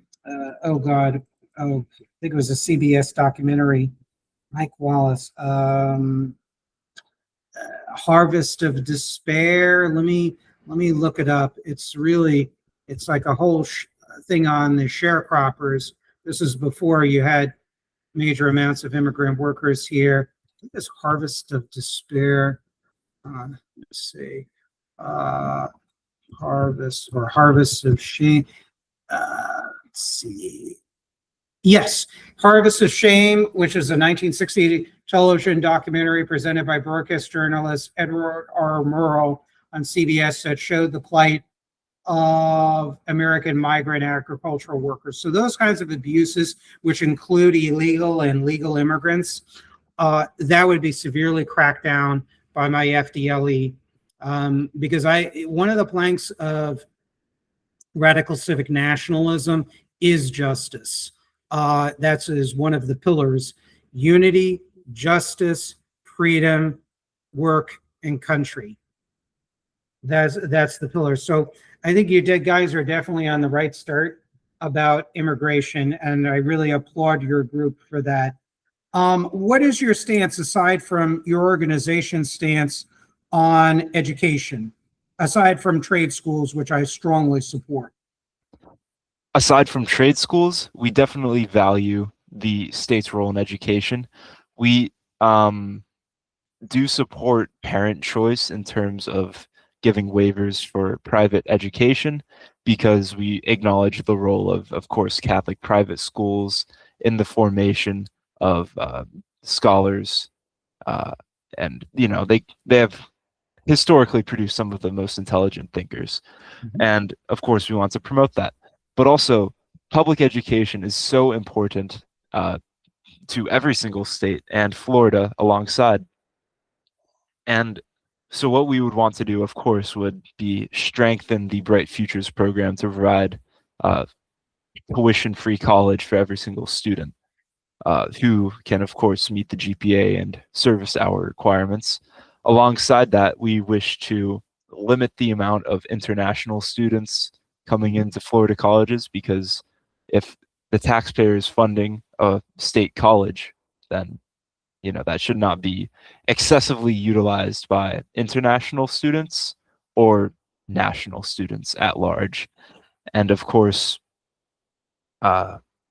we do want national students inside the state. We're not isolationist, of course, but they do, of course, would have to pay a higher tuition in order to access our educational services. Florida students already pay into that system, either through jobs that they work or jobs that they will work. And we acknowledge that the role of education is really twofold. It's to produce good thinkers and also good workers. And I think schools a lot of the time have only stuck with good workers in terms of what they encourage. Because we have policies that encourage sitting down for 8 hours a day, doing what you're told. That's quite the industrialist mindset. And that's why Henry Ford funded in part the development of the education system. It's because he was trying to create factory line workers. And while we value, that kind of work ethic, we also recognize that dulls the mind, of course.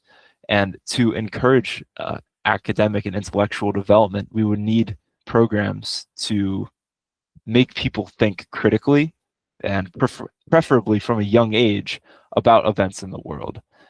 And we have classes like that in Duval County called Great Books, where we review some of the great works of Western civilization within the recent centuries. Of course, we have The Wealth of Nations, other works selected by the curriculum.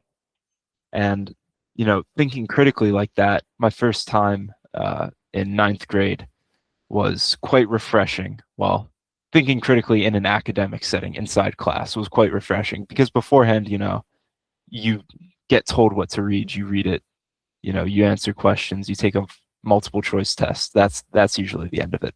But with this, encouraging thinkers instead of just workers, instead of just being told what to do, was very beneficial to me and both my peers. And I think encouraging that level of academic and intellectual development among the youth of Florida is necessary to create the next generation of leaders for the state. And that's beautifully stated. I agree with much of what you're saying. I actually went to private school. My mother actually, for varying reasons that I won't get into at this time, sent me to a Catholic school, St. Aloysius in Great Neck, New York. Loved it, got a good education. Then my dad and stepmom sacrificed a lot. They sent me to Friends Academy in Locust Valley, which is a Quaker school. Got a good education there too as well. So yeah, you have to have a sense of educational choice. I don't disagree with that, in the sense that you have a thriving private. I don't know what your stance is on homeschools, but if you've ever met homeschool people, they tend to do it in networks and groups. Yeah. And they are really awesome people. At least the ones I was exposed to, they definitely tend to produce, as long as it's done in like these groups, usually Christian groups and neighborhood groups, they tend to produce, from what I could see, I've seen it in the library system that I worked in, various libraries that I've worked in, interacting with some of the library patrons in that community. Very well-adjusted kids. There are a couple of candidates, that one in particular, her two children, very highly educated and are doing very, very well. Last I spoke with her in the professional fields, I think one wanted to become a doctor. So when it comes to educational choice, it's kind of different than the voucher charter school neoliberal privatization model that the state has been engaged in very aggressively since the governorship of Jeb Bush. I support thriving private schools. I support homeschooling. I think James Fishback, when he suggested a refund to the parents of the taxpayer money to those parents that want to homeschool their children, is very intriguing to me. And I would be cautiously supportive of that because they would need that extra money that they're not using that service to raise their kids, particularly in these groups where they can pool their money. And as governor or whatnot or president, I would meet with these groups to listen to their ideas, because I'm not innately hostile to responsibly done homeschools as long as there's some level of accountability. You just don't want to hand people money, even taxpayer money that they normally would pay, and just have no strings to it. Absolutely. So there has to be that. But I think I strongly, very, very, very strongly respect the rights of homeschool groups and parents who take a very heavy responsibility, and it is very time consuming if you haven't met people who homeschool their children to do that. And on top of that, if they're working, doing businesses, they need to be heard and they need to be seen and worked with, in my opinion, because the results, as long as they have those social interactions with other students in their networks, they do pretty well. When it comes to charter schools, it's more dicier. Some charter schools, Diane Ravitch, the historian, who's used to be a supporter of educational privatization, but when she saw the results, she turned immediately against it and written books about it. Even she will admit that there are successful schools like the Harlem Children's Zone, for example, which provides a lot of social services in-house to kids who are in need, who don't necessarily get the parental support for varying reasons.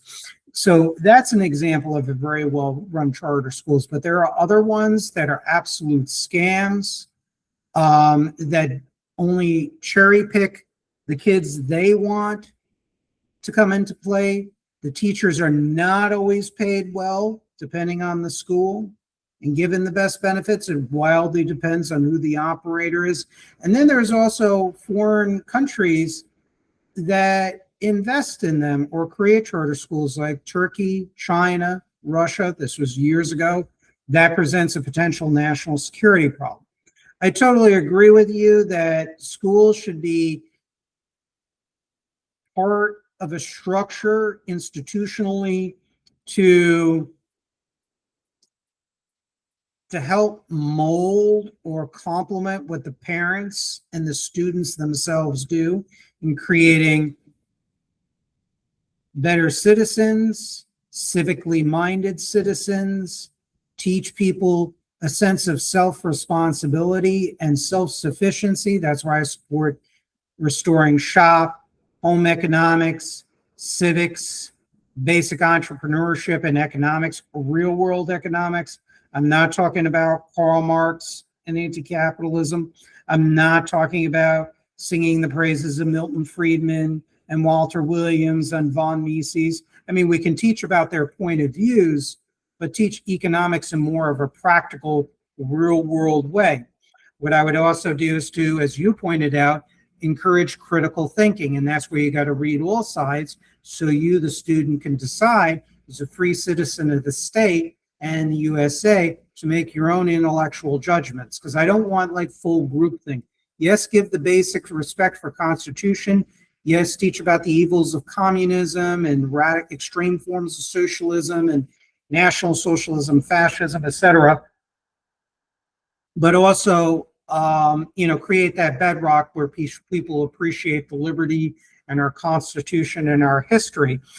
And when it comes to history, I call myself a woke originalist. And that term probably puzzles the heck out of you. Like, what the heck does that mean? And that means, yes, we can teach about the wonderful bright spots about the country. We can teach about this country's mistakes, But the important thing is we learn from our mistakes. Where I don't like woke radicalism is that teaches the kids, okay, let's just nihilistically tear down this country and build something that really throughout history has not worked and that has been tyrannical. That kind of modern day 10-year plus wokeism, I absolutely oppose 110% with all the identity politics that severs the bonds between national community. Instead, we speak about the wonderful parts of our country. We preach the abuses, black marks, and crimes, but then we teach you within the framework that we have to learn to build a more perfect union as a result. So that's part of my pedagogical views there.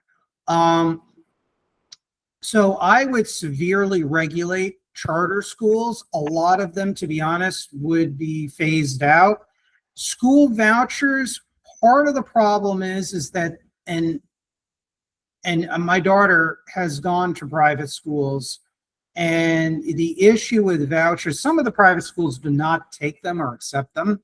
Number two, the other thing is that, Michael Lind, who's one of my favorite political analysts and historians, and he wrote something very interesting. He said the conservative plan to replace public schools with taxpayer-subsidized vouchers to private schools would reinforce the growing segregation of America by class.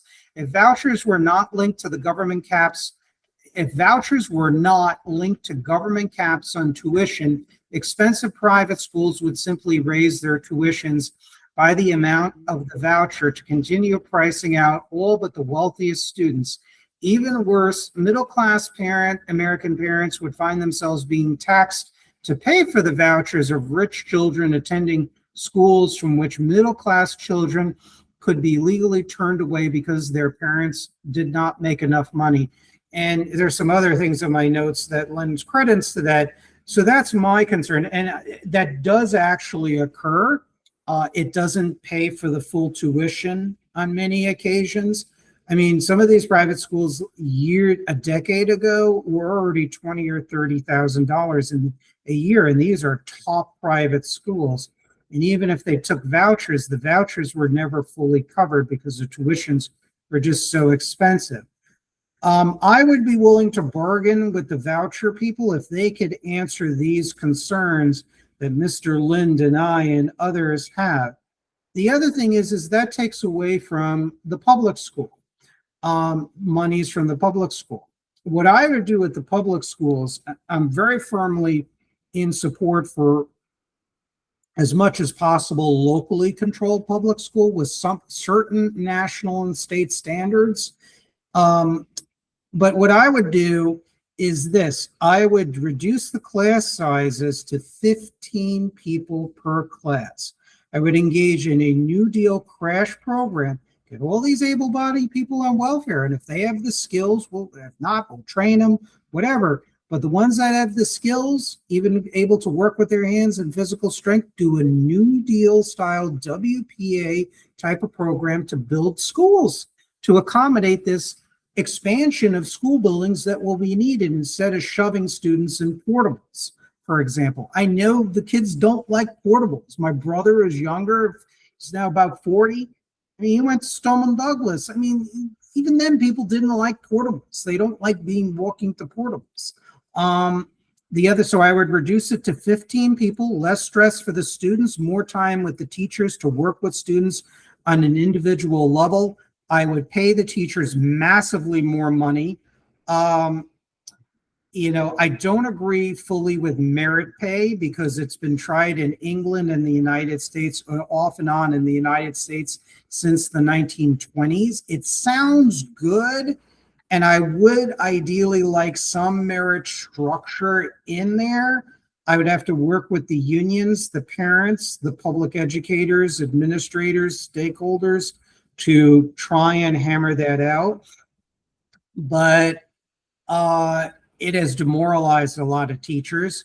My ex-wife is an ESC teacher and an ESC specialist. I got my second master's in education and did student teaching. So I have a little bit of a bird's eye view on what's going on. So I would do that. And in any job, and that includes in the public sector, trust me, bro, I heard it from my ex-wife. We all know and we all hate lazy people. We do not like lazy people at all in the public sector. Absolutely do not. They're the talk of the town all the time. Let me tell you, I heard it when I was married, and sometimes I kibitz and talk with my colleagues years ago about that. Trust me, they're not. Yeah. So I would take a look at that. I would pay teachers at least $100,000 a year.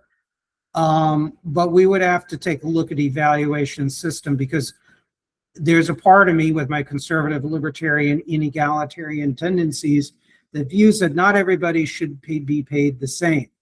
And when it comes to education policy governance, what I would do is I would do tri or quadpartite governance, and I would govern public education by getting representatives of the community-rooted business people,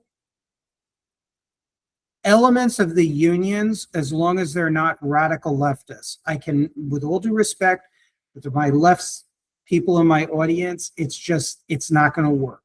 If you're a DSA aligned person in the FEA, I'm going to have a hard time working with you because we got different goals. I'm sorry. It's going to be kind of hard. I mean, I'll talk to you, but it's a little hard, because I'm a capitalist at heart. But I will include union people. I'm a member of my union in the libraries, GSA. I've met my union people, and they are concerned about the extreme radical leftism of younger union leaders and organizers. There are issues with that, and they tend to be, by union standards, conservative, and stuff like that.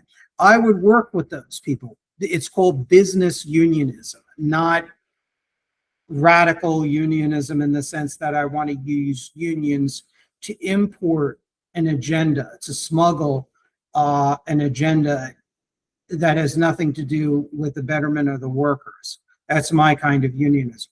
So we get the community-rooted business people, you get the nationally rooted business, non-extreme leftist union leaders.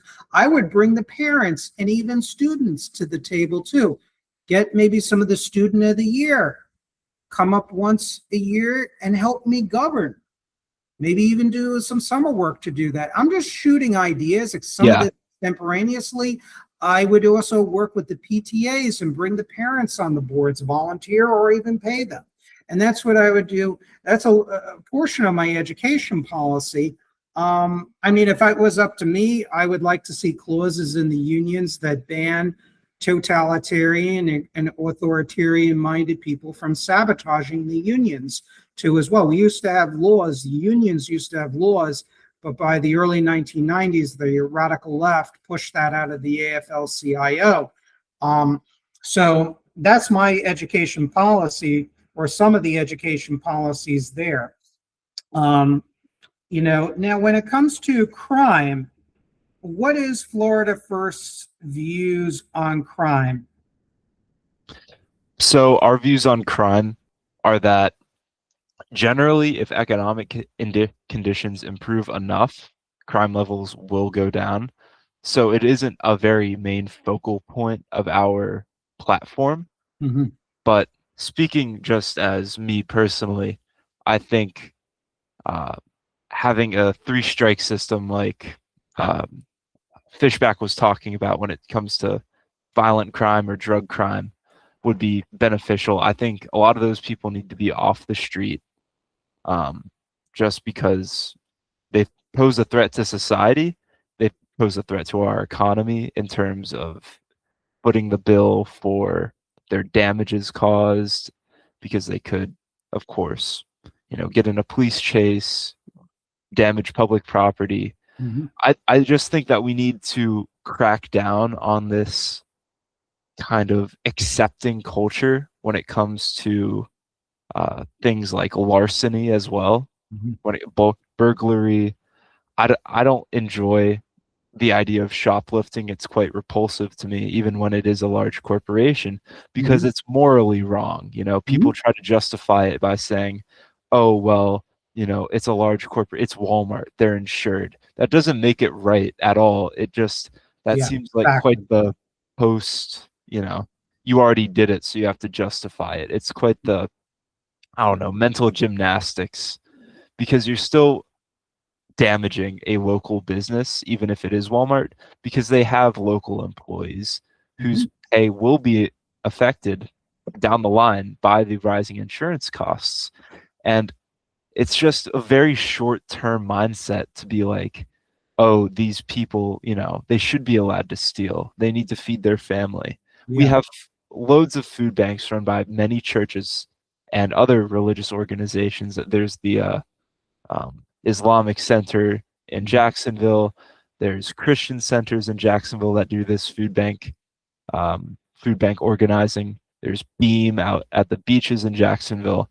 There's loads of opportunities. Of course, transport might be an issue, but again, we have a large, extensive bus network inside of Jacksonville. I can't speak for other Mhm. cities or municipalities, but at least in Jacksonville, it's not a problem. And I think that this kind of permissive culture when it comes to crime itself, that needs to be attacked on all fronts. And I, of Mhm. course, don't know how the government would do this, but again, I'm just kind of spitballing here. So, No, I think what you said makes sense. And the reason why I was shaking my head, no, I've heard when I first heard those justifications for shoplifting and whatnot, and I know there are laws like there are dollar limits on what you can be jailed if you steal under $300 worth of items. It's like, I think in like California, for example, you're like given a pass. yeah, I think that is highly unacceptable. It is just beyond comprehension, and maybe that's just a generational thing. But look, look, I agree with Florida First and you that if economics conditions improve, especially in high crime areas, you're going to have drug use go down, deaths of despair, crime, theft, lots of antisocial behavior going down. And there's studies to show that too as well, plus it's common sense. But at the same time, I believe in very strong accountability. I do believe in capital punishment. That may not make me popular with some elements, but you got to understand if you commit espionage and treason, if you commit certain forms of rape, like raping a child, like of course what some of the Epstein connected elites have engaged in, that the guy begins with a D and then he's mocking Christ when he then dresses up, and she was praying to Jesus, you know, begging. I don't know if you know what I'm talking about, the I'm situation. aware of it. Yeah. Yeah, you know something? That guy, Despicable. beyond a reasonable doubt, try them all. I'm all for that, and Yeah. execute them, hang them, or firing squad. And I got to tell you the truth, I don't want to say on air what I'm really thinking too, because I would add extra punishment because it would be in violation of the cruel and unusual punishment. Anybody who can mock Jesus Christ and mock God like that and then use their power and abuse it against a child are so beneath contempt that justice needs to be swift. And I don't care if it needs to be public. If it's public, because we need to show even the powerful that justice applies to everybody. When you violate and ruin a child,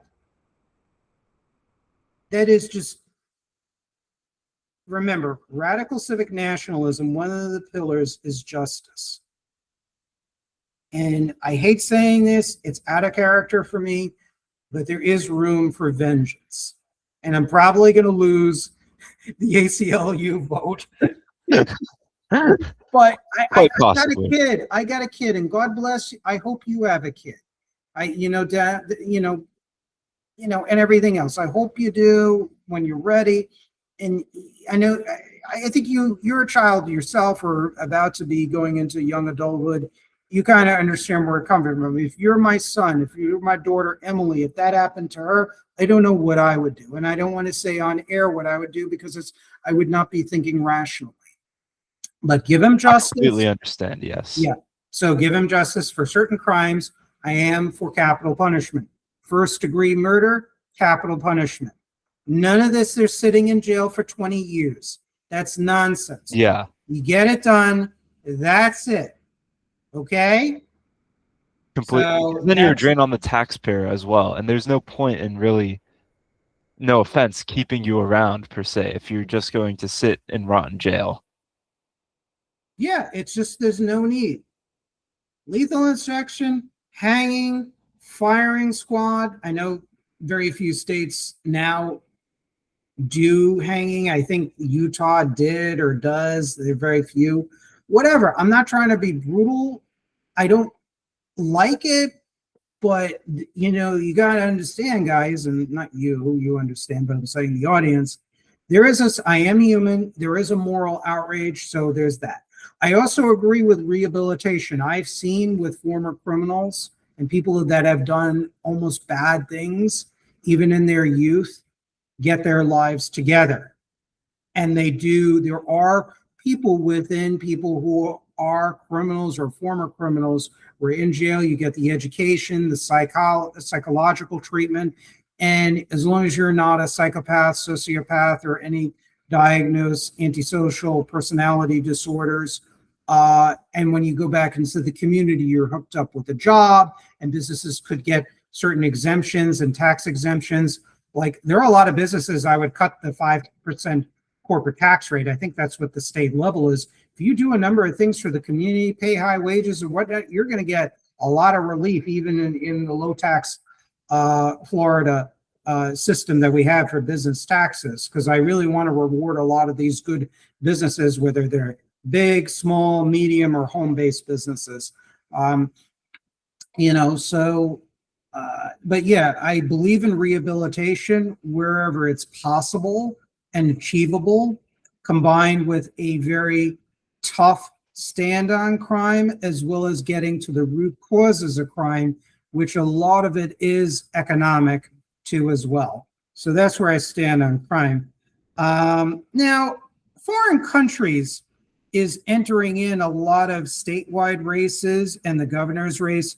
You have Israel. You have also previous Republican administrations, to their credit, have divested Florida pensions from companies that do business with Iran or China. And I applaud the Republican legislators for doing that. But there are other countries that we do business with, that we invest supposedly bonds with, like Israel. There are a lot of Latin American and European countries that we do brisk businesses with.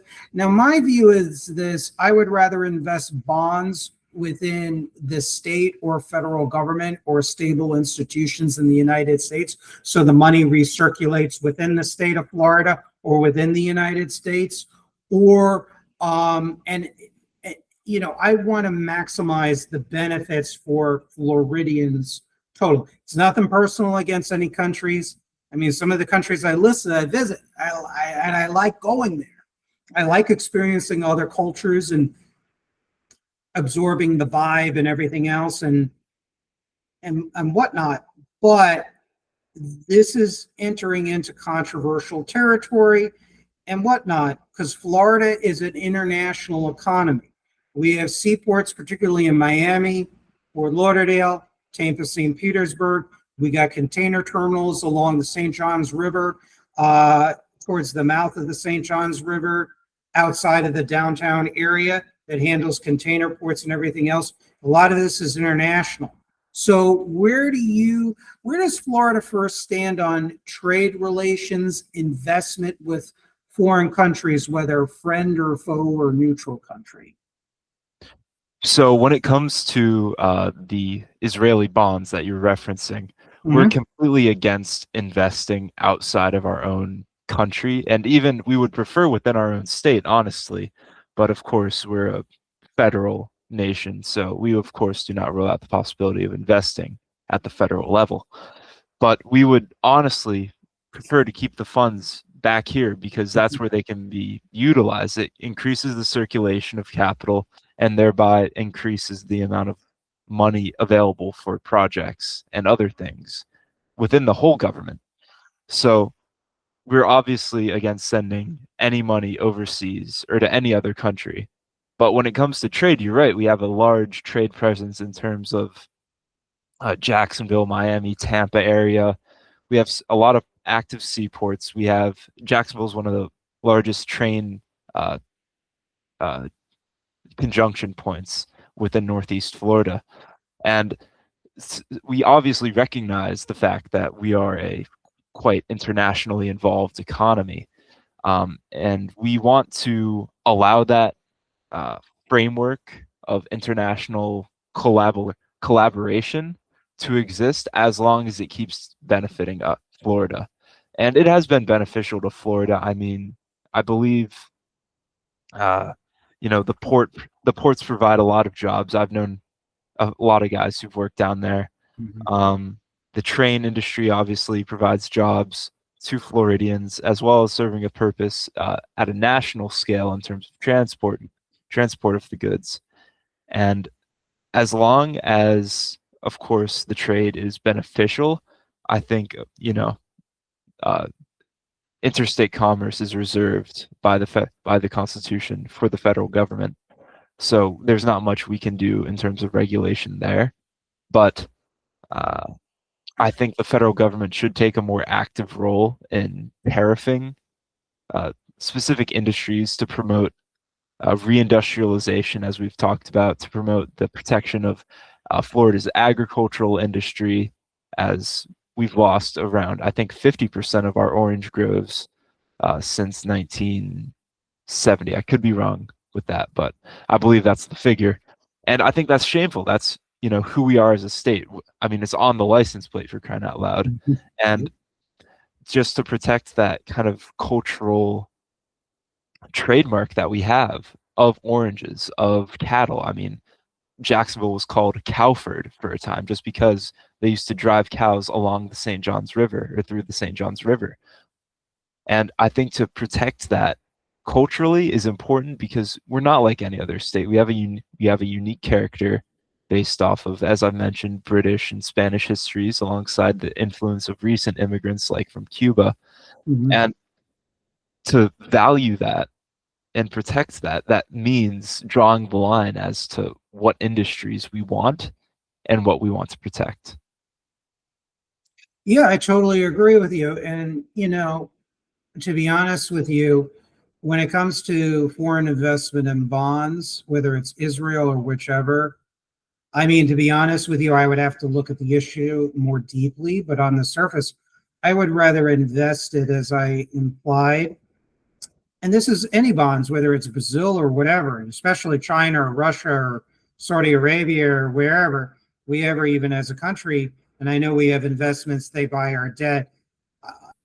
When you're doing it with adversaries or governments who persecute Christians and Jews, I mean, Saudi Arabia, I don't think you could even witness to people to Christianity, and I find that atrocious, to be honest. I have friends who are Christians. I go with my girlfriend who's a Christian to a church, and I love it. These are harmless people. So it's like, I don't want to do with that.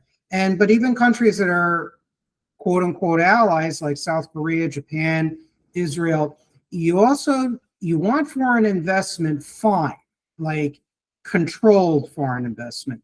But in the case of bonds, if you have a better return investing in American-based assets or money markets, let's say based on our federal government, I'll choose our own people. It's nothing personal. And I'm sure people will get upset what I'm saying. And again, it's my nationalist position. It's a civic nationalist position.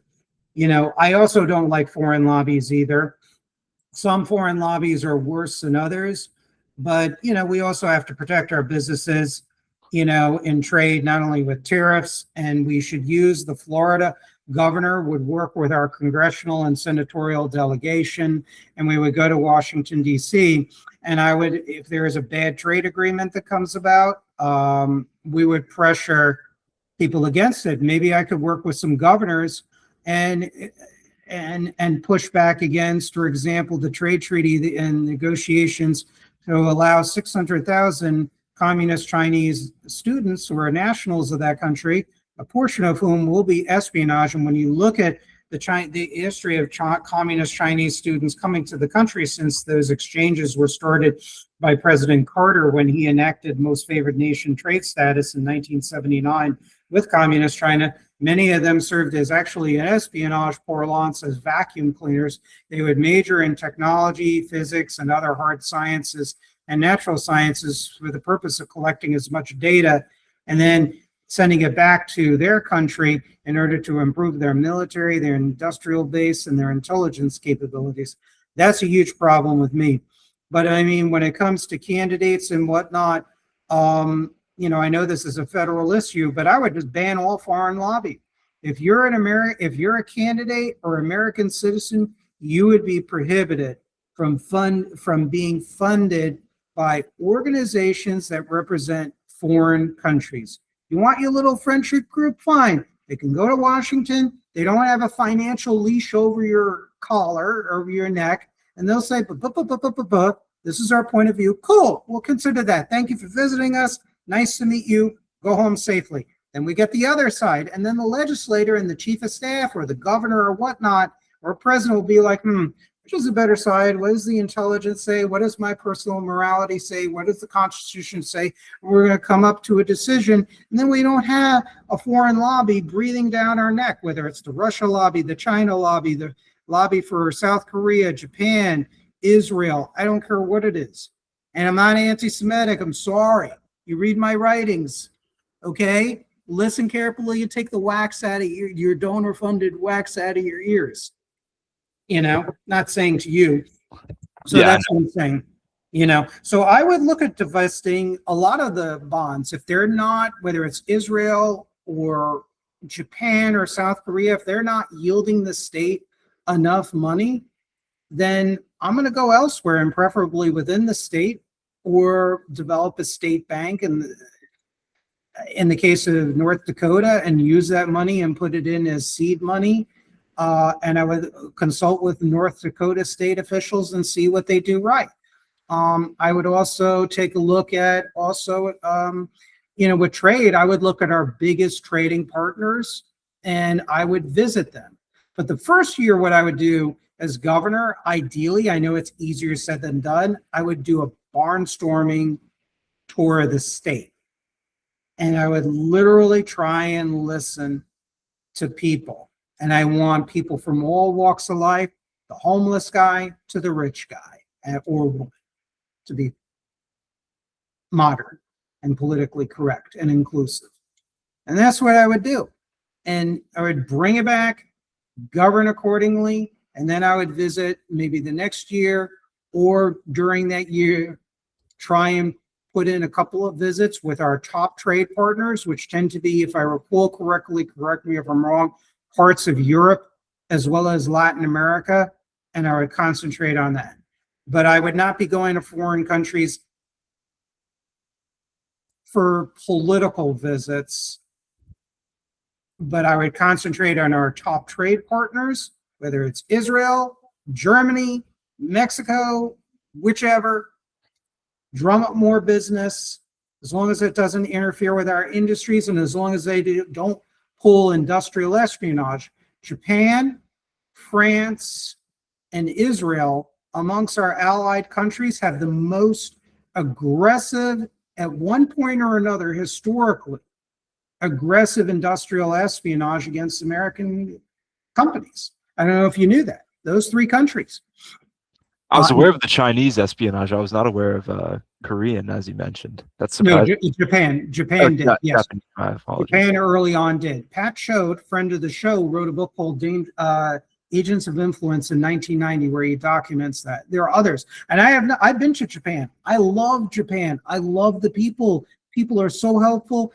Japan reminded me of like the greater New York City area when it had even more factories when I was really, really young. I love Japan, but it's nothing personal. I'm not xenophobic. I'm in an interracial relationship, with a woman originally from Peru who's assimilated and everything. Believe me, I celebrate other countries' successes, like when Peru was fighting for Inca Cola to protect themselves years and years and years ago. I applaud that. I want other countries to do well and be proud. So, that's where I'm coming from. And, that's what I would do as governor, really, or anything else of Florida. I'm not running for governor, but I know you do state issues. You analyze state issues, and this is where I stand. Now, two last things. Christian values. And I know you're a Christian. Where do you stand on Christian values and the values of the other monotheistic faiths like Islam and Judaism tied into Christianity in certain ways, and of course different in other ways? But where do you stand on Christian values? Before I go on to that, I had a show with Pat Choate, and we were talking about good books to recommend for his grandchildren, which I didn't realize was older, to learn how to think critically and whatnot. And you know what I said? I said, before they read those books, because I thought his kids were younger, first thing first is you got to encourage values that you and me and Pat and his children and his grandchildren would agree with. Start with common values we all agree with and build those values first, because that'll help you analyze information from what I view as the proper perspective. And I said parables. Parables are a good way to start. And I would use the bully pulpit to talk about the parables, to talk about the good parts of the Torah. The parable of the Good Samaritan is a perfect example. So that's where I kind of stand with that. Where do you stand on Christian values, or do you guys not really go delve too heavily or incorporate too much of the monotheistic religions in your organization?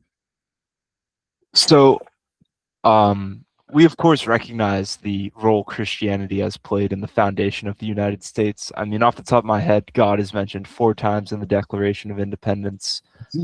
I'm sure it's more than 4 times in the Constitution.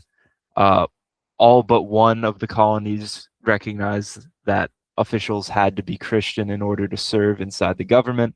The other one who didn't was Rhode Island, because they just figured people could lie about that, which I think is kind of funny. But we obviously have a Christian foundation of morality within this country based off of course, thinkers like John Locke, who derived individual rights from God, of course. And we existed for, I'd say, probably up until the 1940s as a predominantly Christian country. Mm-hmm. Of course, times have changed, and I'm not saying that, of course, minority religions should not be protected under the Constitution. They have every right to practice them within this country. But I am saying that Christianity has provided a valuable framework for how to structure a state and a government in terms of it's made the doctrines of individual rights easy to defend. It has provided us with a strong foundation on how to build communities, and it's provided us with a very, very philanthropic framework for how to treat our neighbors in terms of, invite the homeless into your house, feed the hungry, comfort the distraught. All these things are very important when it comes to building a community. And of course, a lot of the other monotheistic religions and, Hinduism, there's a large Hindu community within Jacksonville. Mm-hmm. All these religions have done numbers in terms of fostering community development. And I think it's more about community versus individualism. If we go with pure liberalism as it exists today, it's a very individualistic framework of thought. And I think that religion helps bridge the gap when it comes to developing communities where political ideology like liberalism just can't do that. So I think religion absolutely has its place inside of Florida, whether that be its thriving Christian and Catholic communities, or whether it be its thriving Jewish communities, primarily centered in the Miami-Dade area, or its smaller Muslim and Hindu communities. All these communities are valuable when it comes to building the texture of Florida. And I mean, when it comes to things like Christian nationalism, that's when things get a bit more tricky because, of course, we were founded on the principles of Christianity. That does not mean that that has to be the sole religion of these here United States. But I'm not going to go into that because that would be a whole nother discussion. But I think it definitely has its role as a community building tool. I strongly agree with you too, as I probably implied in my introduction leading up to the question. There's no doubt about it. And look, I think there needs to be mutual respect with the religions, and that includes Christians and Jews and Islamic people. There are Muslims.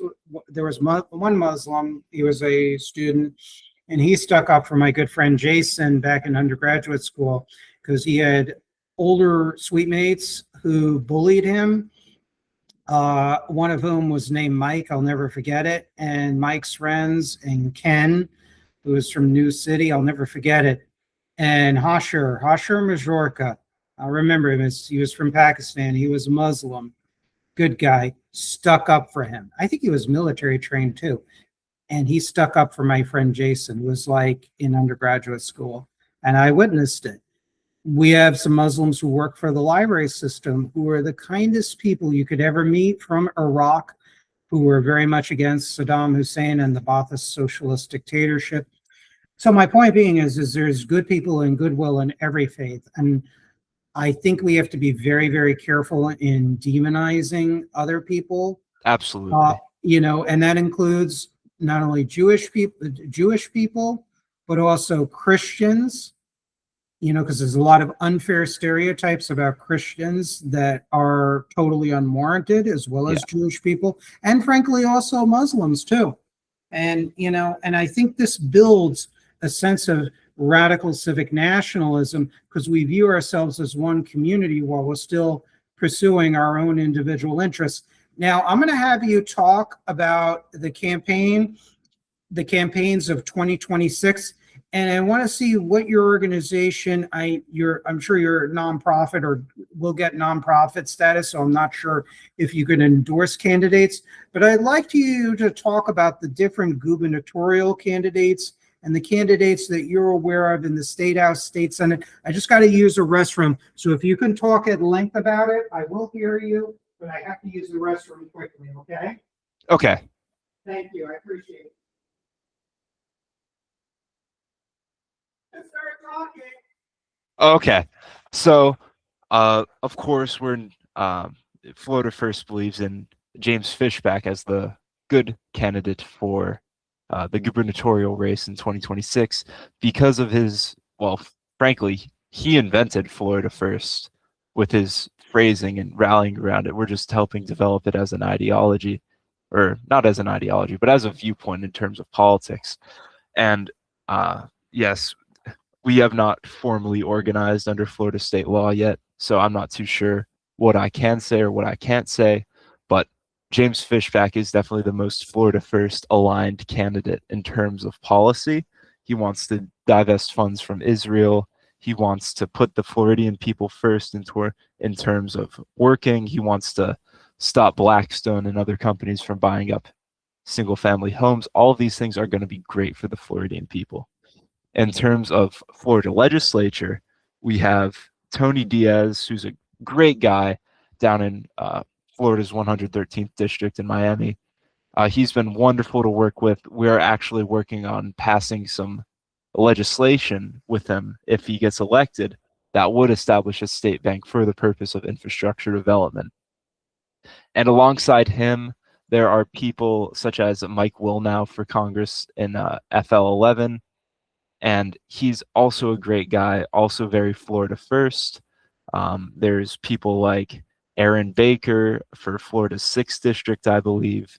I'm also very, very much looking forward to his watching his career. I'd love to speak with him if I can ever get the chance. Yeah, so Aaron Baker, Mike Wilnow, Tony Diaz, all these guys are very Florida first from what I've seen. I mean, I love Aaron's policy when it comes to environmental concerns because a lot of the times inside the GOP, environmental concerns are kind of swept under the rug in terms of uh, preferring it or not preferring it for economic development. They think it would get in the way. There's a way to do it for both. And I like that he has that viewpoint when it comes to Mike Wilnow.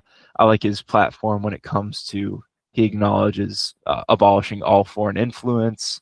When it comes to agricultural and rural issues, he really likes to support the rural families inside our state, which I value a lot, and the Florida First organization values a lot.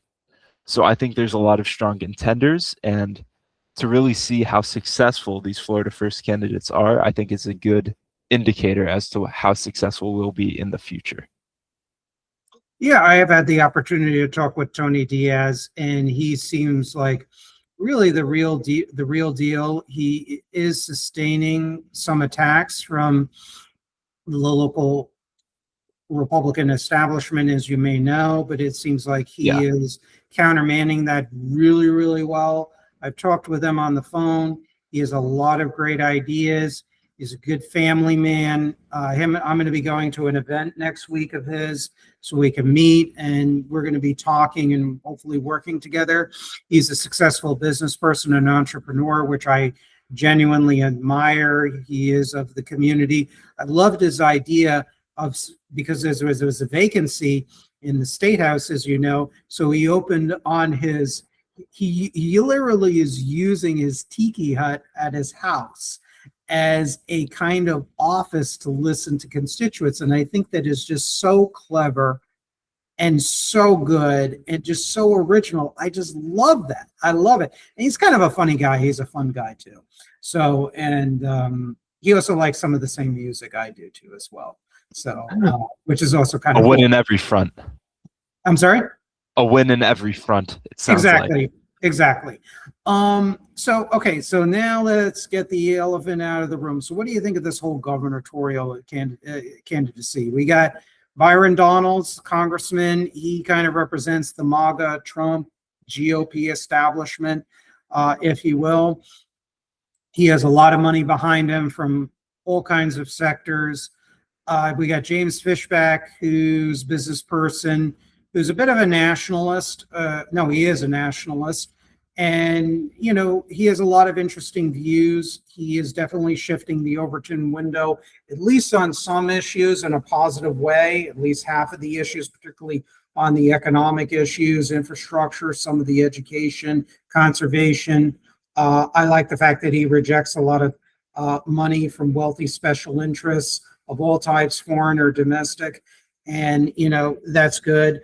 And everything else. I mean, there are obviously things I don't fully agree with him on, or I have questions about, as you would expect. If he ever comes on my podcast, the conversation, if he would criticize it or might not, would be very similar to what you and I are having, a good faith discussion. And there are certain things I didn't agree with you, let's say on some of the voucher stuff, but we didn't fight. I treat you with respect because you're treating me with respect.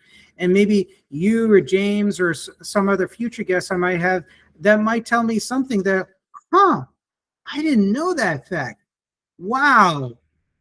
Let me rethink that, balance it with my principles, and see what I can come up with. That's how I kind of think.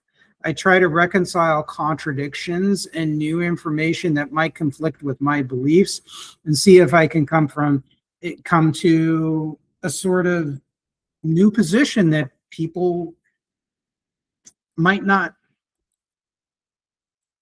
have or whatever. You know, I think there are numerous sides can be true or have grains of truth at the same time, and foreign policy and economic policy are examples of that. So we got James, and I went to one of his events in Miami, and my God, jeez, that guy pulled at least 150 to 200 people. It was a restaurant in like the not Coconut Grove area, but Coral Gables. And I've been to that area before. It's like a whole line of like shops, restaurants, and tall buildings. I forget the name of it. I've been there several times. I swear to God, the restaurant, I literally had to bump into people and squeeze into people. I couldn't even get a drink at the bar. It was that nuts. I don't know if you've been to these events, but it's crazy. This guy is doing a lot better than I think the establishment wants to give credit, and they are afraid of him. I'm not saying as somebody who's advocating or countermanding or counter signaling, as he sometimes says in his speeches and whatnot. I am saying this for what I saw with my own two eyes. And, I'm not going to necessarily always endorse or actively oppose candidates. There are portions of 50% of what he says I really like. You're going to have to give your opinion or not. In a partisan way, you don't certainly are not pressured to do so. But he has a lot of interesting things to say. And he is giving voice, whether you like the guy or not, to a lot of legitimate frustrations that the other candidates, I would argue, are not doing in good faith, or not at all. So you got Byron Donalds. He has the rags to riches story, as his supporters like to say, from where he grew up north. That's a strong point. He has the money. He definitely has the elite support. But you have James Fishback. God, that guy is a workhorse, and he's got a heck of a lot of grassroots support. A lot. And he also is a very bright guy. I've actually talked with him. Agree with the guy or not, that guy, his mind goes 100 miles an hour. That is a high capacity, very intense mind he has. Then you have Paul Renner and Jay Collins. Again, they got some level of establishment support. They're the, quote, more respectable ones as well. And they're from the political establishment in the state. Basically, they hark from that. And then we have Bobby Williams. And Bobby Williams, agree or disagree with him, I encourage people to check out Bobby Williams. I encourage people to check out all the speeches of all the candidates. Make your decision to yourself. Bobby Williams has a very interesting platform, which is actually on his website. It's a lot of good stuff. And his story is especially inspiring, creating a multi-million-dollar nonprofit and then helping people who are addicts and homeless people and people who are often viewed as unseen or discarded, and really helping them. And to me, that's a serious candidate. And he's starting to go around the state and to different Republican clubs to speak, and I commend him for that. And I also wish him well. I wish all the candidates well. I mean, I have my own personal biases. I'm favorable to some more than others. Each and every one of them I have some or a lot of disagreements with, but I wish them, the safety and the best, and may the base person win. And I think all the candidates, Bobby Williams, I strongly and adamantly believe this, intensely and fanatically believe this. There should be at least one or two debates. No BS, no funding, how much money you raise. Raising tons of money doesn't make you an actual elite worthy of governing or competent. Okay? We have seen tons of donor-driven candidates that have, more cases than not, have harmed this country's national security, our domestic tranquility, our domestic security, which was domestic tranquility, and our shared but earned prosperity, and have helped hollow out this country in partnership with a number of bad actors and actresses, and we'll just leave it at that. And that includes other countries that are geopolitical adversaries, rivals, and in some cases, even allied countries. They all need to debate. We're going to get Bobby Williams. We're going to get James Fishback. We're going to get Paul Renners. We're going to get Jay Collins, and Byron Donalds. And you all have to debate. Unless you're sick, or God forbid, you have some other tragedy in life, which I don't wish on any of them, and y'all going to debate. You owe it to us, the Florida voters. We pay you. We elect you. We trust you. Please give us that in return. Absolutely. Yeah. I mean, to see Byron Donalds kind of dodge debates like he has with James Fishback, it's disgraceful. And you brought up Bobby Williams, and I think he's a very strong contender for Florida governor. I just think that James Fishback has the most popular support and therefore is more likely to win. But I'd love to see Bobby Williams inhabit a different role in office, like lieutenant governor. I think he and James Fishback have a lot of the same beliefs. I think they would make great complementary candidates. I don't think they would make good opposing candidates to each other. And I think opposing Paul Renner, Byron Donalds, all these guys is going to be necessary for the continuance of a political system that actually values the people's input and not just who gets the most money. Because, I'm sure you've seen Laura Loomer comment, Byron Donalds has all this money and James Fishback only raised, I think the number they pulled out was like $1,000 by December. But that's nonsense. Nonsense. Because you look on the state website, and he's raised over 22 grand. Yeah. And I mean, again, it's mostly by small donations as well. I guarantee you Byron Donalds' funding has not come exclusively all from small donors. It's mostly corporate interests. It's mostly PACs. It's mostly these large foreign interest lobby groups as well, such as AIPAC, who have all gone to fund his because they know they'll get something out of it. They know that, people vote with their buck, and to see them trust James Fishback with their buck, I think that's very indicative of, what type of candidate James Fishback is. He's of the people. He's unlike Byron Donalds, whose, again, funding is primarily from these big corporate donors. All righty, I'm getting some books here. I'm going to make something very clear. Myths and Facts, Campaign to Discredit Israel. This is from my personal library. This book was published back in the early to mid 1980s by AIPAC. These books help shape my views on Israel to this day, for good reason. There's a lot of good stuff in this book. Okay? With that stated, I wouldn't take money from them. Yeah. You can meet with these people. We can talk about the issues. I mean, I got to be honest. If I was running for senator and representative, they would have more relevance, AIPAC, because you're dealing with international issues or president. Yes. But I would meet with them, but I wouldn't take money with them. And just like if the Muslims want to meet with me, as long as they're democratically minded, cool. But some of these groups, like the Saudi lobby, the Israeli lobby, the China lobby, the Russia lobby, the Japanese lobby, to name a few, are very heavy-handed politically.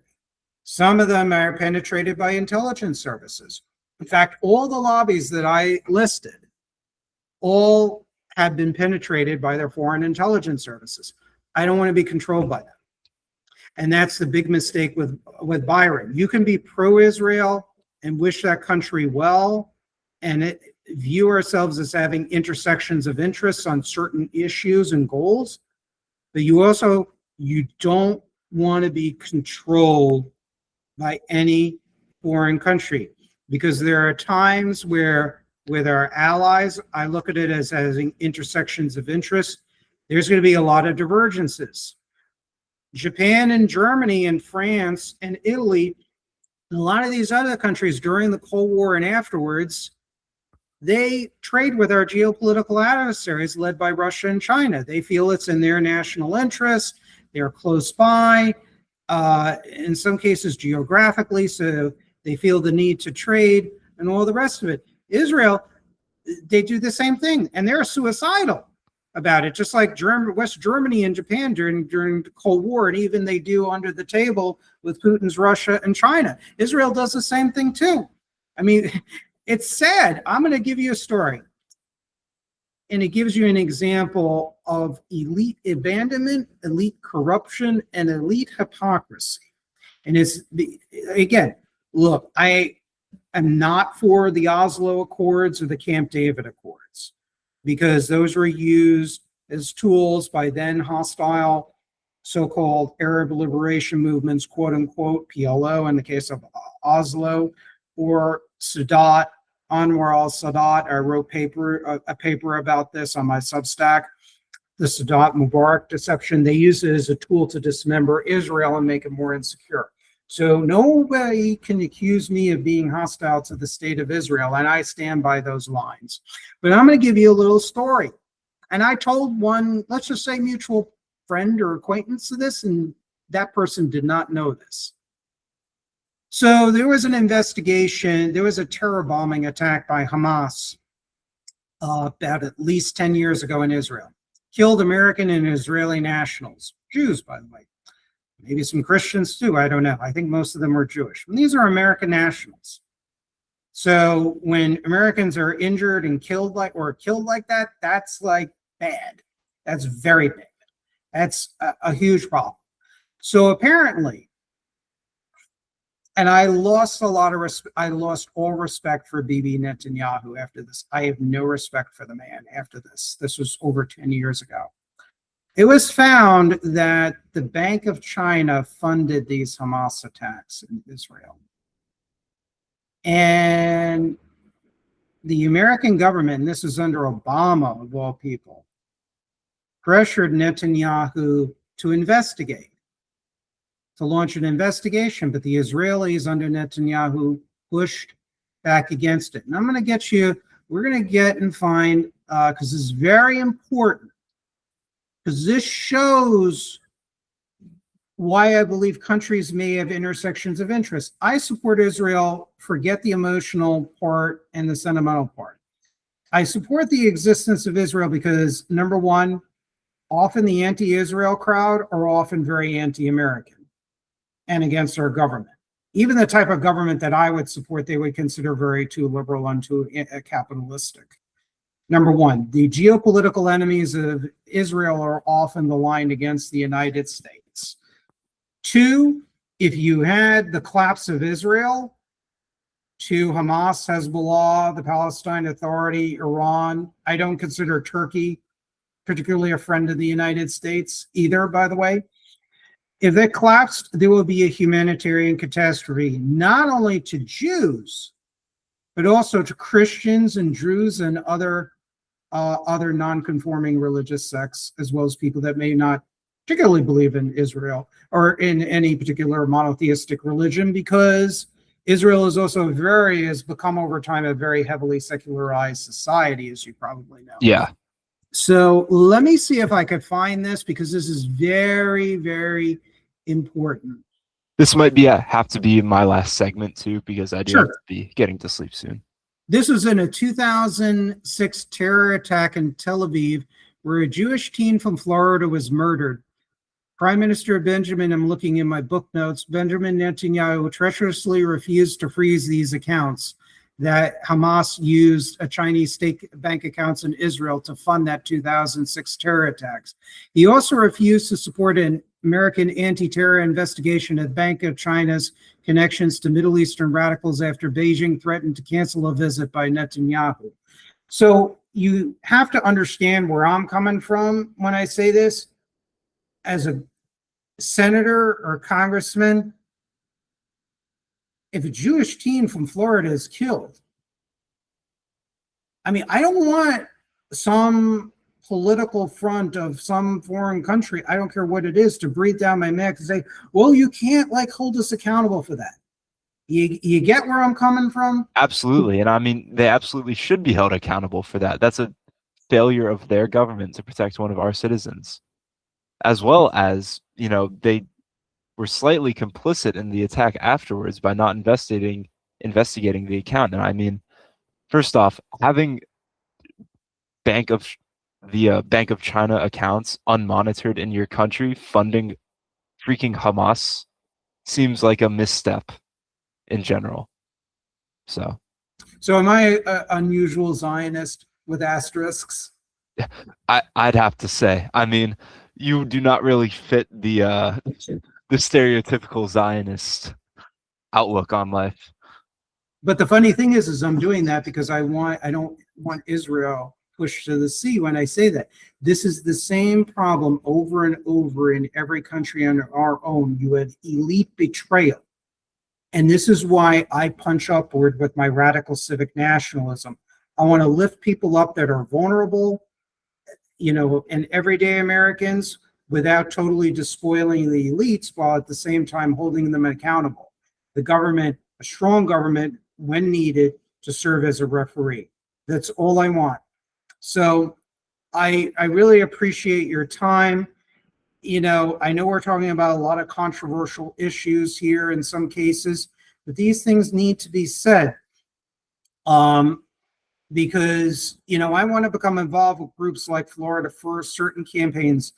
I want to continue to educate people, and maybe I have something to say, just like you have something to say on the state level. You are very knowledgeable. You are very well spoken. Where can people find you on social media, Substack, any published works, websites? Tell us how we can become involved and help support Florida First, please. So people can get involved by going over to our Twitter. It's Florida First _. We're working on setting up a website here pretty soon, where that will be a hub of a lot of our policy work, a lot of our research, how you can get involved. All that will be there. Check our Twitter for that. Should be out pretty soon. We also published a few articles on Substack. We have more coming soon. One particularly about state banking, which we've talked about a bit. We would go more in depth there. And other than that, we're working on getting a physical presence within the state of Florida as well, like creating physical publications that we can send to you upon request. Yeah, thank you for having me. Yeah, thank you for the discussion. I really appreciate it. I hope you are willing to come back on. I definitely would like to become involved with your organization and collaborate with you, as we talked about offline. Thank you again. And you guys really give me a lot of hope in the younger generation.